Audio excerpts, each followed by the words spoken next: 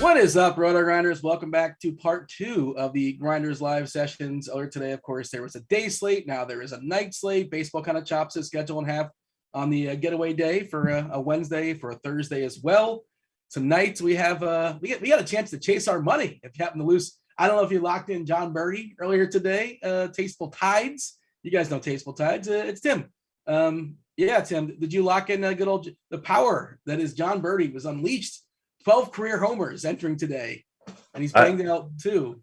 I did roster John Birdie, and my rest of my team was absolutely awful. So that was the end. That was the end of my day. That 2 homers for Birdie, completely wasted. Yeah, I just tweeted out, by the way, for funsies. So John Birdie had 2 home runs this year. I think it's 14 now for his entire career. $600 million were spent in the offseason on Trevor Story, Marcus Semien, Chris Bryant, and Carlos Correa, and John Birdie has hit more home runs today than those guys have hit the entire season. There you go. Money well spent. Yeah, I chuckled quite a bit when he hit that leadoff homer, and then I was like, in a year of no barrels, of course he gets the barrel, and it's like your tweet was the exact same thing. Yeah, well, we've been talking about it, and one of the things I kind of talk about as far as the weather is that the controlled environment, like places like Marlins Park or places like Tropicana in Tampa, in the back half of the season, the last couple in the summer months, they're terrible. You don't want any hitters there. But now, by comparison, they're like appealing because it's not a complete disaster and it's not 20 degrees or whatever it is. So yeah, it's just one of those interesting things. And the season's so funky. I keep looking at the Camden stuff as far as the home runs per 9 and like the home and the fly ball rate in Camden this year, the weather, and they moved the fences back. It's like 0.3 homers per 9 to Baltimore opponents or something like that. And the home and the fly ball rate's like 4% or so. That's going to change somewhat, but it's just interesting. It is going to be interesting to see like what happens when, it warms up, like we talked about is the humidors across the league and, the cold weather and no homers, but I'm still waiting to see some, like 90-degree days at Camden. Something like that. So we'll see what the home runs are like then.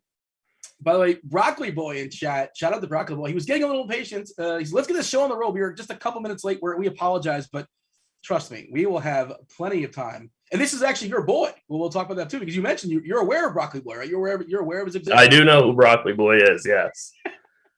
It's funny. Do you have friends of yours like watch you do this stuff? Because I have friends that are sports fans and they just don't. They might have watched like me do a show like once and like they just checked out. Yeah, this is boring. I mean, it's such a niche thing, obviously. Yeah, I think I've had some friends check it out that are bored by it. But Broccoli Boy is a huge DFS player, so he definitely knows what we're talking about. Is Broccoli Boy the handle in like DF on like a DK and Fanduel, or is there another name? No, that's not his handle. No. I don't want to expose Broccoli Boy. I'm not going to expose him, but he's not. That's not his handle. What's going on? Stan in the chat, Michael in the chat. Good evening, everybody. Everybody kind of sprinkling in, and yeah, we're going to be here. We're just a warm up act as always for Crunch Time. Crunch Time tonight, sponsored by FanDuel, and this is like the best combination of you get Derek Carty, the CEO of the Bat. You get Dave Pott, 2-time millionaire winner, writer of the Musings. I don't know where you're going to find a better combination than that. They're going to be following us. Of course, the best meteorologist, too, the chief meteorologist, Kevin Roth, tell you what's going on as far as weather-wise.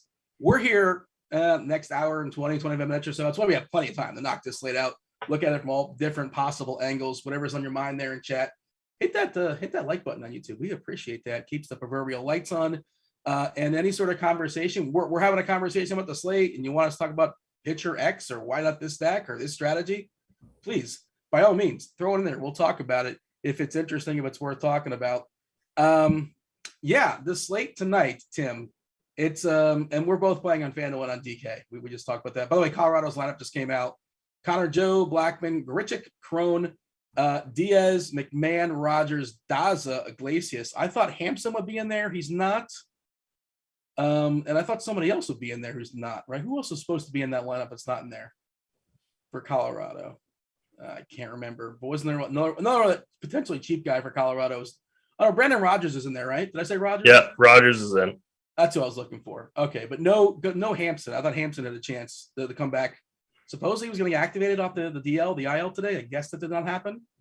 But all right, some potential cheapies in the Colorado side facing Patrick Corbin, who, Patrick, he's like in like the second or third year of like a 5-year, like $135 million contract, something like that. Yeah, I mean he's dust. So I'm not gonna like that's a bad signing, that's for sure. Yeah. Like Madison Bumgarner looks at that like, man, this is a rough contract. Did you see Bumgarner getting tossed today? Yeah, I didn't get the implication of the video was like, was it because there was something wrong with his, because the umpire never looked at his hands. He was holding his hands and like looking him in the eyes. Yeah, he was basically trying to goat him into an argument, and he did, and then he tossed him. Is that okay? Is that the speculation? Have we got confirmation on Mad Bum is never a guy I feel sympathetic for. He just seems no, I'm not saying I'm sympathetic for him in general, but today seemed kind of garbage. Like, you know, the umpire looks at his hand, but he's not even looking at his hand. He's looking right at Bumgarner while he's touching his hand. Like he's not even looking at his hand. So I don't know what was going on there. Say to him, do we know what he said? No, I don't have any idea. The mic should be pretty strong there. There's no audience in Marlins Park. Like if you were watching that game at all, I was watching some of it. There's nobody there. So you should theoretically be able to hear what's going on. But yeah, he definitely got all fired up. Bumgarner. He was not pleased, not in a good mood. Yeah. And it also killed the Marlins stacks. That's what I said to Broccoli Boy earlier. That's going to hurt our Marlins stacks, and it did, I think. Yeah. Like Dylan, and this is basketball, but Dylan Brooks, I don't know how much Dylan Brooks helps Memphis to win. Like he's not the most efficient shooter, and like him getting ejected the other night, I think was kind of good. Yeah. I mean, how good is John Morant though? I mean, he's unbelievable. Sure, yeah. Less Brooks, it means more Morant. I think that's a win. Yep. Bain was bad too. I think like it should theoretically be more Bain as well. But yeah. Oh man, excited. Basketball is really good. Love the playoffs. Hey, not to completely derail the show, but are my Panthers going to be okay? You're a hockey guy. We're down 1-0, and I'm already nervous. I'm not a believer in the Panthers in the playoffs. I'm not shocked at all by this. Like they might be able to get by the Capitals, but I don't think they're advancing to the Stanley Cup. According to Broccoli Boy in the chat, Bum was giving strike zone. Oh, okay. So he was giving attitude, and shocker, Bumgarner was giving like a stink face or something like that, or a snarl. I can imagine that was happening. I did see, was it Marcelo Ozuna today as a bat? Did you happen to catch that? 3 pitches. I didn't see anything about that. He got 3 pitches that were all balls, like not even close. They're called strikes. Just brutal. Man, some of the umpire stuff is so dreadful out there, but all right. Don't want to get on that, my old soapbox too often as far as ranting about the umpires and things like that. As far as the slate tonight, it's, I hate saying it's straightforward because it's baseball. Like the things you're supposed to do are kind of straightforward, right? Like you're supposed to roster Giolito or Peralta or both if you're playing on DK. If you want to roster Cortez, you can do that. And you're supposed to play, some Colorado Rockies and just find ways to be different and find ways to make that work. Like, is that what you're supposed to do? I think. Yeah, and also you got to find some ways onto the Brewers. I think the Brewers are going to be chalk. I think they're going to be, good chalk. Gutierrez is such a horrible pitcher. So I think the Brewers and the Rockies are going to be your chalk offenses today. So Gutierrez this year, to your point, and it's all small sample stuff, obviously, but Gutierrez, I think his walk rate is like completely insane, right? 18.1%, that's a problem. 13.3% Ks. Generally, when your walks are higher than your Ks, that's not good. Just 17 innings, small sample stuff, obviously. Sierra is 6.43. Has he been lucky? What's his ERA? 7.41. Okay. Homer in the fly ball, actually kind of lucky there at just 8%, but league average is only like 10%. which is way down from what it's been historically. I was digging into it the other day, like 2019. And again, that's a whole full season, including the summer months and all that. So of course it's going to go up theoretically as the season progresses, but it's been 15, 14, 13% the last several years. And right now it's 10%. So even 8% is kind of sort of somewhat lucky. Also pitching in Cincinnati, you're home when the fly ball should be a little bit higher as well.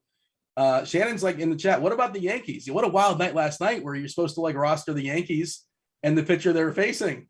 And that worked out really well if you played Manoah and the Yankees together. I think the Milwaukee pitcher was the best amongst the grouping, but the back end of that Toronto bullpen got beat up at the end of the game. But yeah, we shouldn't just completely forget about the Yankees too. Aaron Judge, Giancarlo Stanton, those guys could homer. That game to me is such a high variance game. I actually have a lot to say about the Yankees Toronto game because of course you can stack the Yankees. You can always stack the Yankees, no doubt. But Kikuchi is actually projected for 5 strikeouts today, and he's projected for 4% ownership.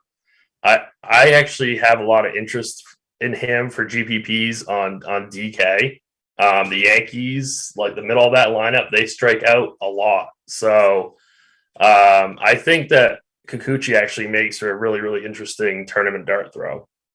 That's interesting. Is that the one I was going to throw out there? And he's a little bit more expensive, but like Dylan Bundy, it's like the one that I think is kind of sort of somewhat interesting, or a revenge game in Baltimore. We talk about that ballpark, how it's subduing basically all sorts of offense. Pull up the plate IQ tool here. Kikuchi, let's see, 24% strikeouts since 2021. That's not bad at all. That's respectable. Sure. The walks are obviously a problem, 10%. And if you look at the Yankee lineup, it's all sorts of green as far as the power. Now there is plenty of Ks to be had as well. You mentioned you want to see Gallo in there, but left on left, Gallo in 232 plate appearances versus all the lefties he's faced since 2021. He struck out 40% of the time. Like if I can face 9 Gallos, like I'll give up a couple homers, that's fine, but I'm going to rack up 12, 13, 14, 15 Ks. So yeah, I think that's a perk. Is that what you're banking on? Like 2 strikeouts from Gallo? You get like if Kikuchi gets you 6 Ks and gives up 3 runs for $6,300 on DK, like I don't see the issue in that. At 4% owned. So if the Peralta Giolito combination that's going to be super chalk tonight doesn't completely go off, you're going to be ahead of the field because you can pay up for so many more like Colorado bats, for example. Let's pull up the ownership because it's really, really condensing, especially on DK, where I think it's at least 50% for both the two. I guess we'll call them studs for lack of better terms, I suppose. Yeah, Giolito, we're looking at 56%. Obviously, you got a roster 2 on DK, just 1 on Fanduel. And then 50% for Peralta against that Cincinnati lineup that's putrid. They're without, Joey Votto, makes it even worse. There's a few power bats in there, but like not a lot to be feared. Peralta has been not his sharpest, I suppose we can say, but coming off a pretty good outing. And let's start there. Giolito or Peralta, do you think it's close, or is it clearly Giolito? Who's your preference amongst those two? It's Giolito on DK, but it's Peralta on FanDuel. I think Peralta's $1,200 cheaper than Giolito on FanDuel. So on FanDuel, I think we're going to get this question of, can I pivot to Bundy over Peralta for tournaments? Because Bundy is like the same price. And I think my answer is really no, even in large field tournaments. I think that's a really, really bad play. So why can't I do that? I don't think that's crazy. Like I think Peralta is going to outscore Bundy. Like I know better, that kind of thing. But how often does Bundy outscore Peralta? I mean, what would you say? 20% of the time? I was going to say 25 to 30%, but maybe I think that's high, but yeah, I get what you're saying for sure. I mean, if I'm running 100 lineups or whatever, I would absolutely be okay like duping my same exact offense with Peralta and also with Bundy. But the thing is, I mean, we have Bundy projected at 13% on FanDuel, and we have Peralta projected at 24%. Now, I agree. If that is the ownership, that's true. If that holds, maybe risk reward. Maybe it's not worth it because if I would just take the 24% Peralta versus Bundy at 13%. Now, obviously, when you get to like higher dollar tournaments on FanDuel, Peralta is going to be way higher owned than that. I mean, yes. he's going to be he's going to be pushing, like I'm playing the 222 and the 333. He's going to be pushing like 50%, I would imagine. So nobody's going to have the sack to play Bundy and those. And we talk about it all the time, a single entry, 3-entry max. Right. The good stuff, the chalk condenses, it rises. Right. Yeah. So I don't know, man. It's an interesting thought process. Maybe you could say it's dependent upon how maybe chalky your lineup, your actual hitters are. Yeah. If you want to make that argument. Yeah, I mean, I would imagine that Peralta will end up being higher owned than Giolito on Fanduel. So that could be your kind of more optimal pivot is to play Giolito. If you think Peralta is going to be that high owned. Let's see. We currently have, this is Fanduel specific, Giolito at 30%, 10K. I mean, we'll talk about it, but that ballpark is really conducive to not giving up runs today. It's cold, wind's blowing in, the Cubs are bad. Giolito did throw 99 pitches last time out, which was really, really a positive sign because he had not thrown anywhere in the 90s, I don't think, in his first several starts. He kind of jumped up there. So I don't think there's any sort of issue as far as his pitch count today. Peralta at 24%, Bundy at 13. Yeah, I thought I was going to get Bundy lower than that, to be honest.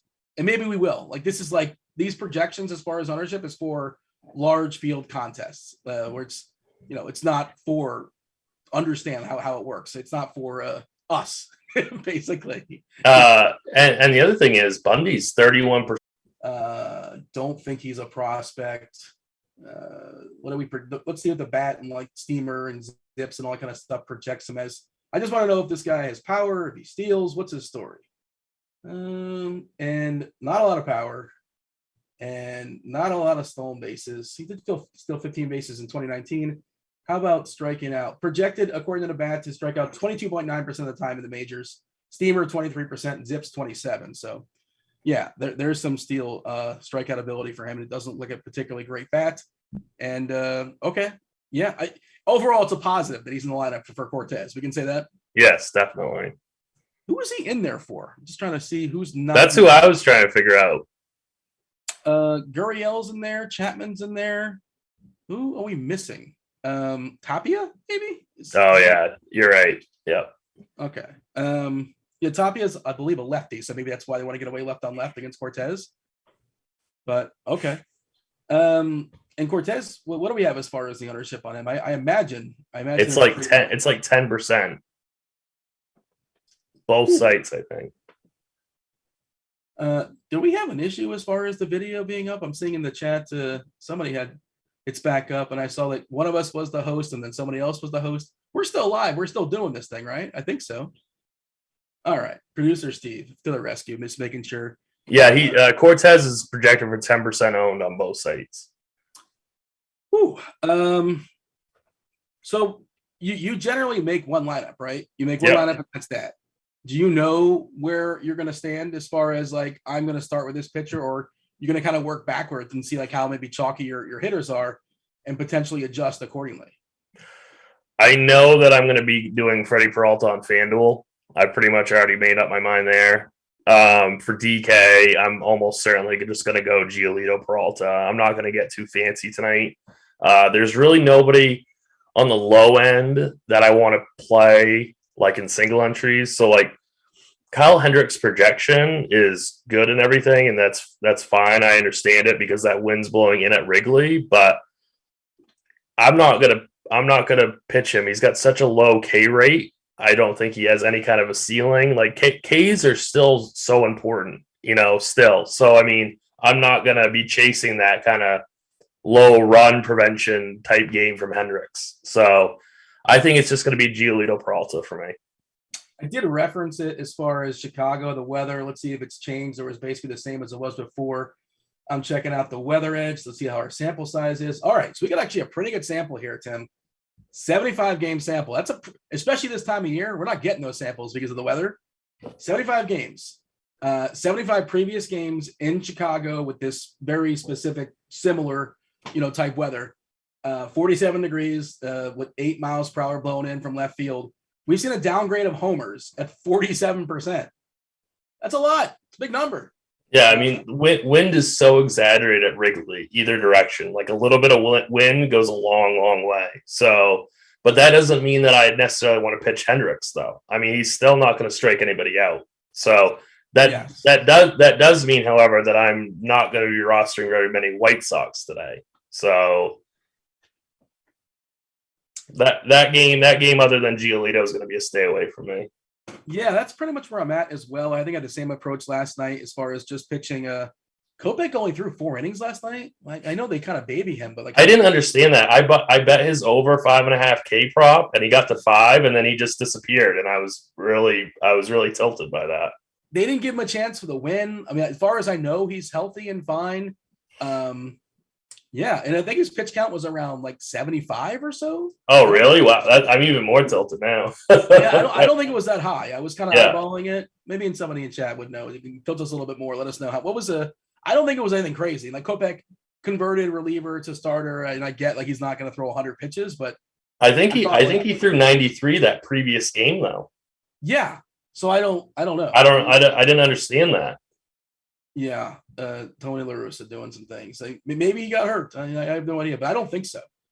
I'm pulling up the plate IQ, by the way, for Chicago, and that's the tricky thing. But people are going to see Hendricks, but the problem with him, and like you said, I mean, you could stretch it back to last year, and the numbers are a little bit better, and he was bad last year. 16.7% Ks, walking too many guys at 6.2%. And if you want the small sample of just this year, his walks are at 10%. Like, man. For what it's worth. And his strikeout percentage is down. Like he's trending down in Ks, which is bad news for him. Man, and also the Chicago lineup, the White Sox, they're very contact heavy. Collectively, 18.8% as far as striking out versus righties. Only 2 players in the red. This is the projected lineup for what it's worth. Is it not officially out, or is it not officially popped up on the in the old lineup HQ? No, it's out. Okay, maybe I got to give it a refresh. The White Sox lineup is out. Is it Anderson, Robert, Randall, Abreu, Sheets, Pollock? Anderson, Berger? Adam Engel, Abreu, Robert, Grandal, Pollock, Sheets, Garcia, Harrison. Does everybody just do Robert just for fun? It's not really Robert, right? Oh, I don't know. I always thought it was Robert. I don't. Is it Robert? It's Robert? I'm pretty sure it's just Robert. Oh, okay. I had no idea. I thought it was Robert. Yeah, it wasn't me like calling you out. No, it's fine.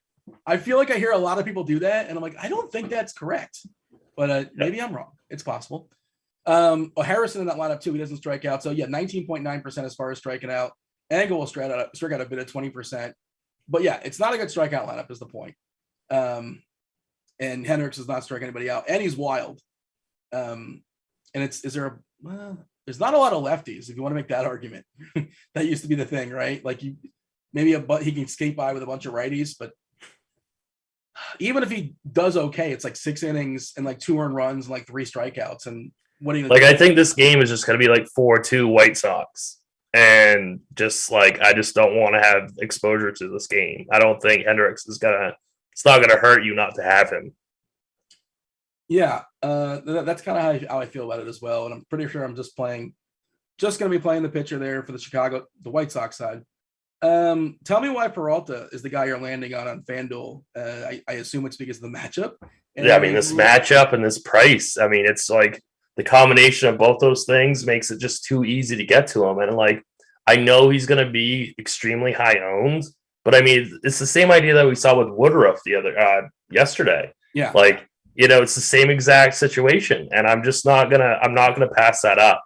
Like, I'm much more willing to eat the chalk at pitching than I am with hitting. So, I mean, this is just a spot that I'm gonna attack regardless of ownership. Just kind of walking back some of the things in chat to talk about Bundy being chalk. Yeah, we didn't mean to get the implication that he's chalky. I think it's just like I thought he would be like way off the reservation, and he's not. I don't know. Would you call him chalk on DK? Maybe have him projected right now. Not the number 1, number 2, but like he's in the conversation. The third. Who, Bundy? Yeah.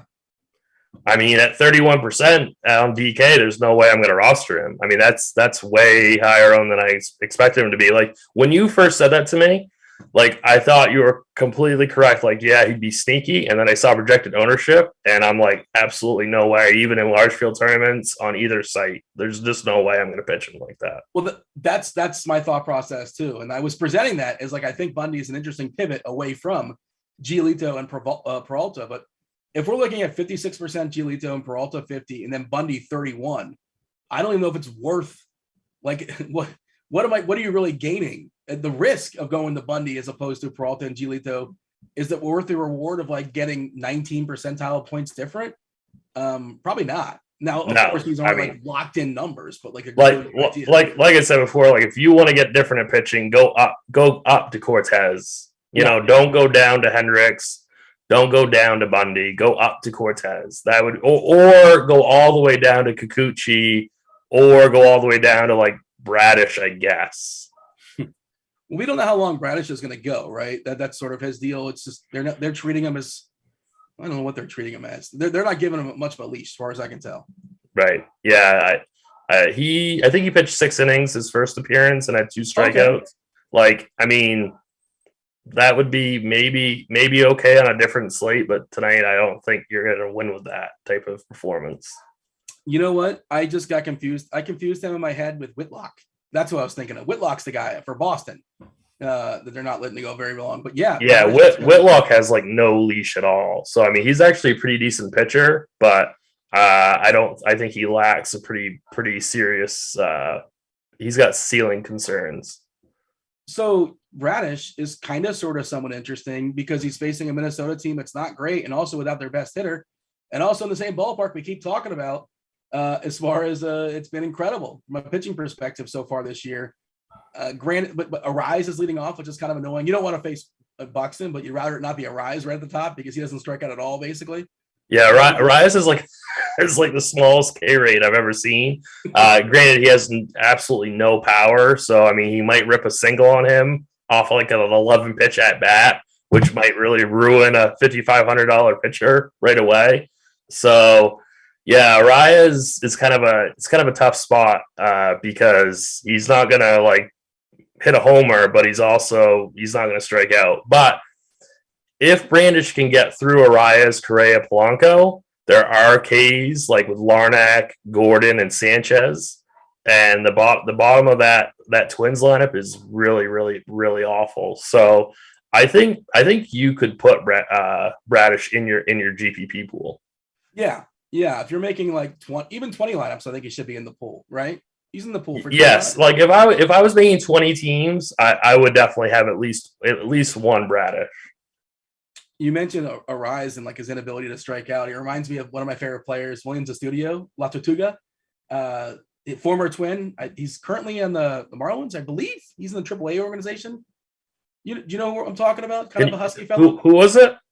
La Tortuga, Williams Estudio. He was a catcher last year as yeah. He didn't walk and he didn't strike out. Like he would always put the ball in play somewhere. Right. Yeah. A lot older than I thought he was. He's 30 years old, apparently. All right. I thought he was kind of younger than that. But yeah, currently in the Marlins organization, and I don't believe he's with the big league squad. Rest of that lineup, yeah, Correa. Like, again, I don't know what to say about that ballpark. It just, the numbers are the numbers so far. And certainly by altering the dimensions, you're going to suppress homers to some degree out there in left field. It wasn't even just pushing them back. They moved them up. So it was a combination of both. The fence is higher and it's further back. And yeah, it's cold there still, obviously, which is kind of an issue. Do we have a Nationals lineup yet or no? Because I'm expecting the boom. I bet you were waiting on Nelson Cruz. I'm going to guess he's not in the lineup. He's like, I would have guessed that you're correct. Do you have the lineup? No. Oh. But I think you're correct. It's this weird thing where, like, and we'll talk about the national stack, I'm sure, soon enough, but like Gomber, the pitcher for Colorado, is not like horrific. I mean, people just want to assume like every Colorado pitcher is terrible and that's that, and you can pick at every single one of them to the same degree. But he's not horrific. And this Washington lineup, the projected lineup, isn't amazing. Their best hitter, of course, Juan Soto is from the left side, and Gomber's pretty good against lefties. Right. Yeah. So like, how are you handling that? Soto is too cheap for just like by his skill set in course, just as like a thought. but it's not like this amazing like pitcher matchup. Yeah, I would honestly be underweight him on for tournaments. I ate the chalk with him last night, but I thought that was actually a better matchup for him. Yeah. So I don't think I'm going to play him tonight in my single entry team. I'm not as bullish with the Nationals as I was last night. I had a pretty good team, but I did play Nelson Cruz, who put up a nice big 0 for me, and I ended up cashing by like 1 point across the board. Oh. So I think I'm going to try to stay away from Washington tonight. And I honestly wouldn't be like upset with anybody if they wanted to be like super underweight them tonight. But I will say about Gomber is that I prefer Kikuchi and I prefer Bradish at that kind of like low price range. So I don't want to just recommend every single like little cheap pitcher. So that's what I was getting at, because I was curious, Kikuchi versus Gomber. I think that's an interesting thought process. And yeah, I mean, honestly, I prefer Kikuchi over Gomber. What did you say the projection was? And did you get that from the bats, or was that like the bat? Yeah, the bat's 5.5, and his K prop on DK Sportsbook is 4.5. Did you bet it? I did not. No. You're an illegal. I think you are, right? You're an illegal. No, I'm not. But I know a guy that knows a guy. You know, Broccoli. You know Broccoli? Yeah, Broccoli. Yep. Broccoli might be my guy. Broccoli's the guy behind the guy behind the guy. Yeah. Yeah. All right. I'm trying to see if there's anything else interesting as far as I'm pulling up. Get the bat from Derek Carty. I'm pulling it up now, trying to just get the main stuff and just sort of see if there's anything interesting as far as projected Ks, and it'll change based upon not just the projected lineup, but now the lineup comes out. Anything interesting as far Peralta projected for more strikeouts than Giolito is interesting. 6.74 for Peralta. Giolito at 6.49. And then Cortez, Kikuchi at 5 full strikeouts. And I would imagine part of that is just Gallo being in the lineup. I mean, he's got to survive just to stay in the game, because he might get his face fully punched in the first inning and give like 4 homers, and that's that. Oh, yeah. I mean, it's totally a GPP play. Like, this could end up being an awful take. But, I mean, at that ownership, it's not going to kill your portfolio to have him in 2 out of your 20 lineups. It's like you'll still be overweight.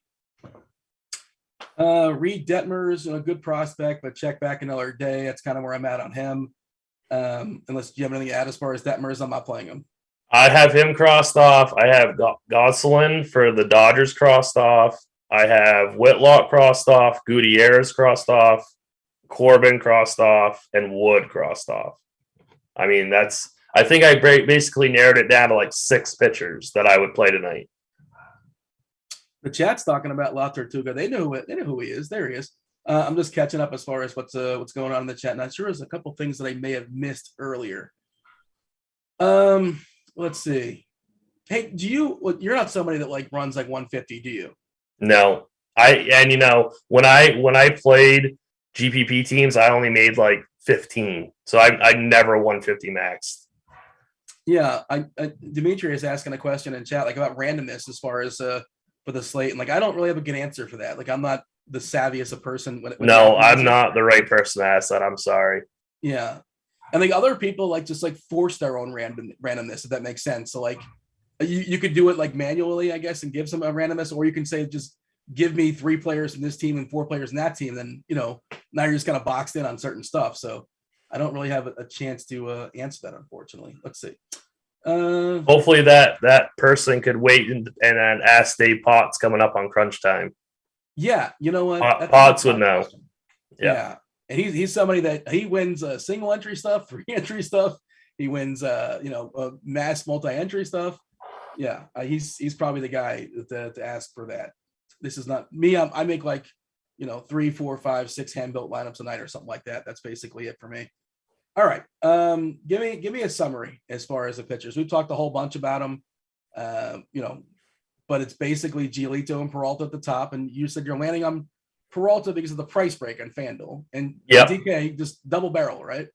Yep, exactly. And then for tournaments, I would go Cortez, Kikuchi, Bradish, And then maybe, I guess, you could sprinkle in Hendricks, but I really don't think that's a good idea. I really don't think, that projection's probably going to send his ownership higher than what we have at 8%.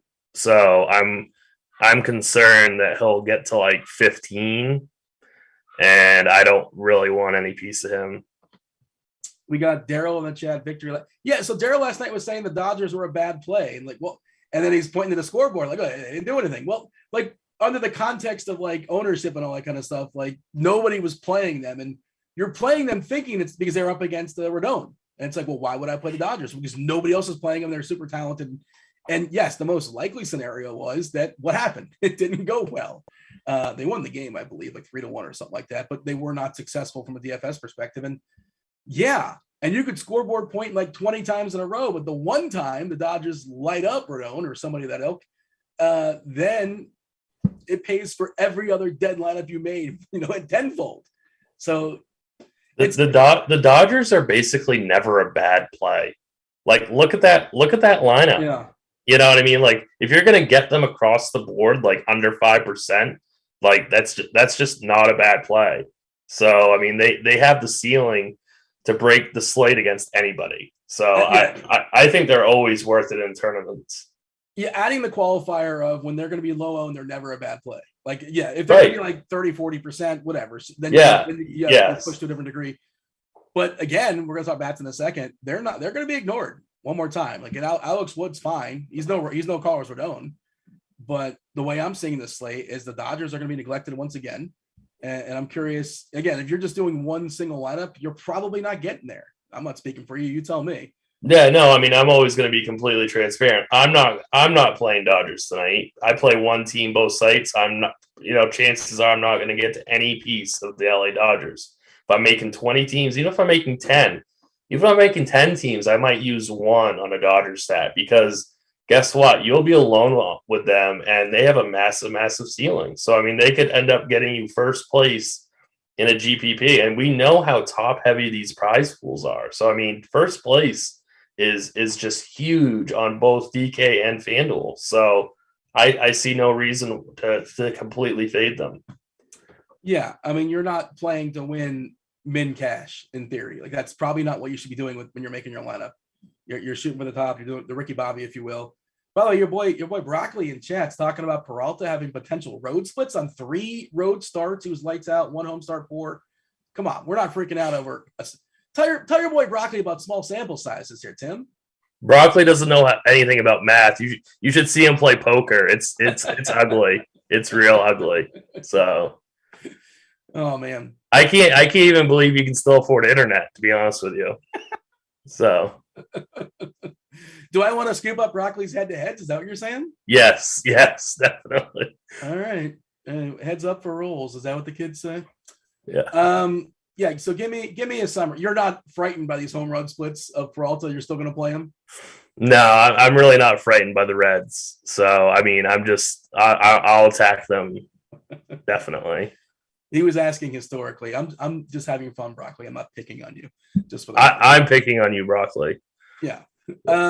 So give me the summary as far as pitchers. Giolito, Peralta, Cortez, Kikuchi, Bradish, and I guess Hendricks if you really want to. I mean, if we get an ownership adjustment, refresh it, and Bundy's ownership goes down, I might be able to sprinkle in Bundy. But at our current ownership, there's no way. Broccoli says in chat, you're supposed to answer my questions, not needle the viewers. Well, I mean, Broccoli, you have internet too. You can go to Fangraphs. I can do this if you really need me to. I can do it. Now I'm curious. I'm curious if he has some kind of dramatic split. So Milwaukee historically, pretty good hitting ballpark, pretty good ballpark hitting homers as well, specifically. But I wonder if he has dramatic home run splits. I'm going to say no. Just going to guess no. He's, you get used to that home mound, right? All mounds are different. Now, this is important. We got to figure this out. I'm pulling it up on the fly as far as his career splits. Okay, so his career, right? Home WOBA for his career is 264, is away 302. Better at home. Did I need to go anywhere else as far as like ISO and stuff like that, or that's good enough? He's been better at home, right? Yes. Wait, maybe? I think so. I don't understand what Broccoli's talking about. Let's talk about the hitters. So you're going to go pretty chalky as far as your pitchers, right? And I think Yep. And as a general rule, arms are more predictive than bats. That's just how it goes. You generally don't get the same volatility with arms as you do with bats. And so I'm probably doing the same thing you are. How do you get different with your bats? Yeah, that's a really good question, because so what I always do is start crossing things off. So I'm going to cross off Minnesota.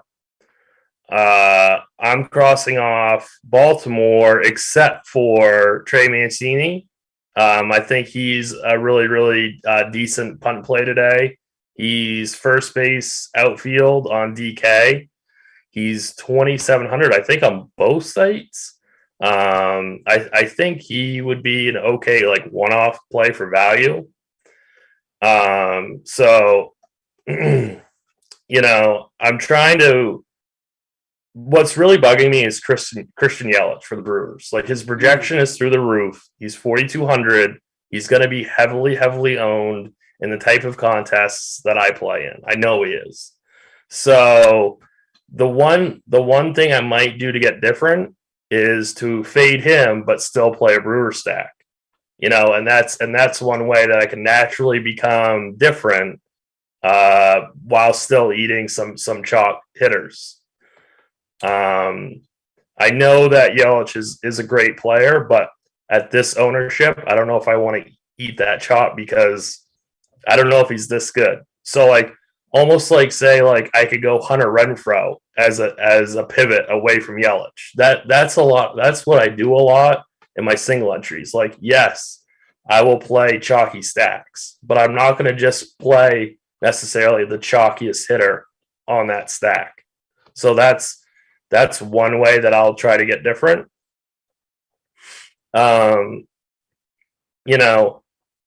I'm interested to see what happens with ownership between, say, Colorado and a team like Boston. Colorado's so expensive. I don't know how much ownership they're going to get relative to Boston or New York or a couple teams like that, or even LA. So, guys like Trout and Ohtani are going to be forgotten about tonight. Yeah. So, obviously I want to attack, Corbin, but I don't know if I want to pay that price for a guy like Connor Joe, who's 5,700. I mean, that's insane to me. He was $2K last year on DK. Yeah. So I don't know, to me, that's going to be very, very ownership dependent. If Connor Joe's going to be heavily owned, then I really don't want to play $5,700 Connor Joe. I agree with that thought. If Connor Joe gets me, he gets me. Whatever. And he could hit 2 doubles, and that's not enough. We can hit a solo home run, and you can survive that. 1 for 5 with a solo job. It's okay. All right. Right. That's not ideal, but you're not dead. For me, the biggest issue is the Brewers. It's they're gonna be chalky. I don't see a way to get away from them. I'm gonna have some Brewers tonight, but it's which ones, and do I want to play Yelich? I mean, yeah. So as far as Gutierrez, we talked about what a disaster he's been so far this season. Wild, not striking anybody out. Just it's small sample stuff, but he looks like one of the guys you absolutely have to pick on. I gotta go grab my dogs real quick, Dino. I'll be back in 1 second. Yeah, no worries. Go for it. So I was kind of looking at, as you were talking about the Brewers, Yelich, DK specifically as far as ownership, 36%. And that's kind of at that cusp. That's almost maybe beyond it. I'm curious what Tim's thought is on that, because any hitter, of course, they're, 7-game slate, a little bit different than a 10, 15-game slate. But any hitters that's projected for 36% ownership, man, that gets pretty dicey. And an outfielder, too. So there's just a pile of guys that can outscore him. Plenty of pivots. Adames, 25% on DK. Wong leading off at 22%. Rowdy Tillis, is 18% on DK. It's going to be higher on Fanduel, I imagine, I think, just because he's so cheap over there. McCutchen at 16%, then it kind of falls off. And, the reference point Tim was talking about was Hunter Renfroe. He's fallen down in the lineup as far as Yelich. He does not have the platoon advantage, but we know Hunter Renfroe can bang homers off anybody. And if he's going to be 6% owned as opposed to Yelich being 36% owned, and if you're talking about the single entry contest or 3-entry max contest that Tim's playing, you don't have to be that different. Like, you don't have to go way off the reservation. Something as simple as that is getting away from Yelich onto Renfroe. Now, Renfroe really matters. He better do something. He's gonna really factor in as far as how you do that evening. But just one little move like that can make all the difference in the world. And Fanduel as well kind of reflects a similar process where Yelich is 3-3, really, really good price. If you're playing cash games over there, of course you're playing Yelich. Wong is 25%. Tellez is 15%. Tim, that's too low. I think Tellez is higher than 15% on Fanduel. Definitely. Yeah. Okay. And that's not just me. We talked about him for some reason. Our projections don't like him because we had him projected lower owned than he was last night again. And maybe this stuff adjusts in an hour or whatever. And we still have plenty of time to lock. But I think he's going to be a staple as far as Milwaukee stacks. And I was just talking about, like you talked about, as far as Renfroe and Yelich, the difference in ownership. Well, I mean, again, it doesn't have to be 3% for Renfroe and 34 for Yelich. It could be 27 and 8, but it's still the same point, right? Right, exactly. How the dogs? They doing all right? They're good. They're good. They blew through their gate, and it's a disaster now downstairs. But it's we figured it out, so we're good. Jason in chat saying my mic is not loud enough. I feel like I'm talking plenty loud. It's low compared to you, Tim. We had a couple mic issues pre-show. It's why we're like a minute late or so. But if that's possible, producer Steve, I'm talking very loud, and I'll try to make myself louder. But I don't want to be screaming at the people. That's why Broccoli thought I was mad at him. I think it sounded like I was screaming, at least in my head. Anyway, I wasn't trying to. Apologies. We'll try to make that work. How about the Yankees? What do you know of the Yankees tonight? Yeah, I mean, it's tough because I kind of like Kikuchi tonight, so I don't want to tout the Yankees that much. But of course, you can always stack the Yankees. Like, obviously, Kikuchi could blow up in the first inning, give up 4 homers, and the Yankees are crushing everybody. So, personally, I'm not going to play them. I can never tell somebody not to play the Yankees, though. So, take that for what you want. But nobody's going to play Gallo, just that left on left thing, just throwing it out there. I mean, I shouldn't say nobody, but you know what I mean? Like, he's going to be heavily suppressed as far as ownership, and you compare it to, guys like Stanton, guys like Judge, as far as the Yankee stack. The Yankees I don't love stacking them because, okay, Donaldson, but Donaldson's not as good as he used to be. You got left on left for Rizzo. Of course he can do it, but you know what I mean? I don't like playing Aaron Hicks, just not a fun Higashioka, whatever. I guess you forced me to play a catcher on DK, sure. Like DJ LeMahieu's not the kind of guy that traditionally breaks slates. They're sort of deceptive. Like, yes, Judge and Stanton are complete, like, on another level as far as power. But and Donaldson is like fine, but not as revenge. His 37th revenge game against the Blue Jays, probably, give or take. I will say Vlad Guerrero, I really like the idea as a one-off. Yeah. I think that would make it for spectacular GPP play. He has such a low K rate. Like, he's got to be making contact, which is just, I mean, Cortez, yeah, he's a good pitcher, but Vlad is going to be so low owned tonight that I think he makes for a really good one-off play. But I don't really like the idea of stacking Toronto. I don't know if I do either. And somebody in chat was asking about Boston, how much, and you referenced the Red Sox as well. How much of a hit does that stack take with the absence of Devers? Devers not in the lineup tonight. Devers isn't in the lineup? No left on left. Yeah, they didn't want Devers versus Detmers. Detmers a lefty, and I guess they want to give him a day. So, yeah, no Devers tonight. Christian Arroyo, I think, is taking his position. Oh, we have Devers in on our starting lineups page. Do I have to give a refresh? Has something changed? I'm looking at the starting lineups page, and he's not in there. Wait, now he is? Did something? Yeah. He's okay. Somebody in chat specifically said Devers is not playing. Was he out and then was he doing the hokey pokey or something? What's going on? Let me look at something else. I assume he's in now that, like, after the refresh. But I think he's in, but yeah. Okay. Fair enough. He is in. Yep. Batting 2. And he was in all day, all along, I guess. It Yep. doesn't matter. Okay. I think chat lied. You must have been Broccoli lying to you. But the thing is like I didn't see him in there either. But same question, but reverse. Just how do you feel about Boston's stack today? With Devers? Yeah, Boston would probably be my like heaviest GPP stack. Like if I'm not going Milwaukee, if I'm not going Colorado, then next team up is Boston for me. I really like the idea of going with Story, Bogarts, Martinez, Kiki, and Devers. Who I think they're going to be kind of high owns, but I'm fine with it. I don't think they're going to be as high owned as Milwaukee or Colorado. So they're like my number 3 stack. I'm now furiously scrolling through the chat trying to find the person that said Devers was not in the lineup. I want to just throw somebody else under the bus. Like, this wasn't on me. But yeah, I don't. Like, now they're just saying I was wrong, and I was. My bad. I didn't mean to put that out there, but that's what I saw a few minutes ago. Do you want to go around the horn and give our favorite plays at each position? I feel like you're very excited to tell us all the catchers you love today. Oh boy, catching is bad. It really is. I've really enjoyed playing Fanduel lately because I don't have to worry about that.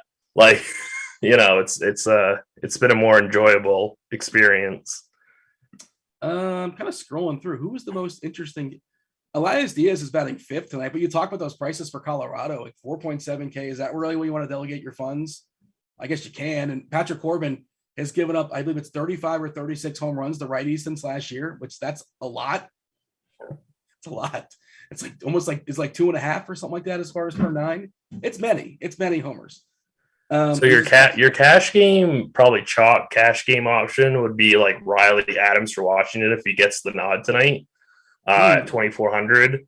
But honestly, if I'm looking for like a high end spend, I guess it's Elias Diaz, but I'm not crazy about that. I wouldn't mind Christian Vasquez at 3,300. I think that's an appropriate price for him.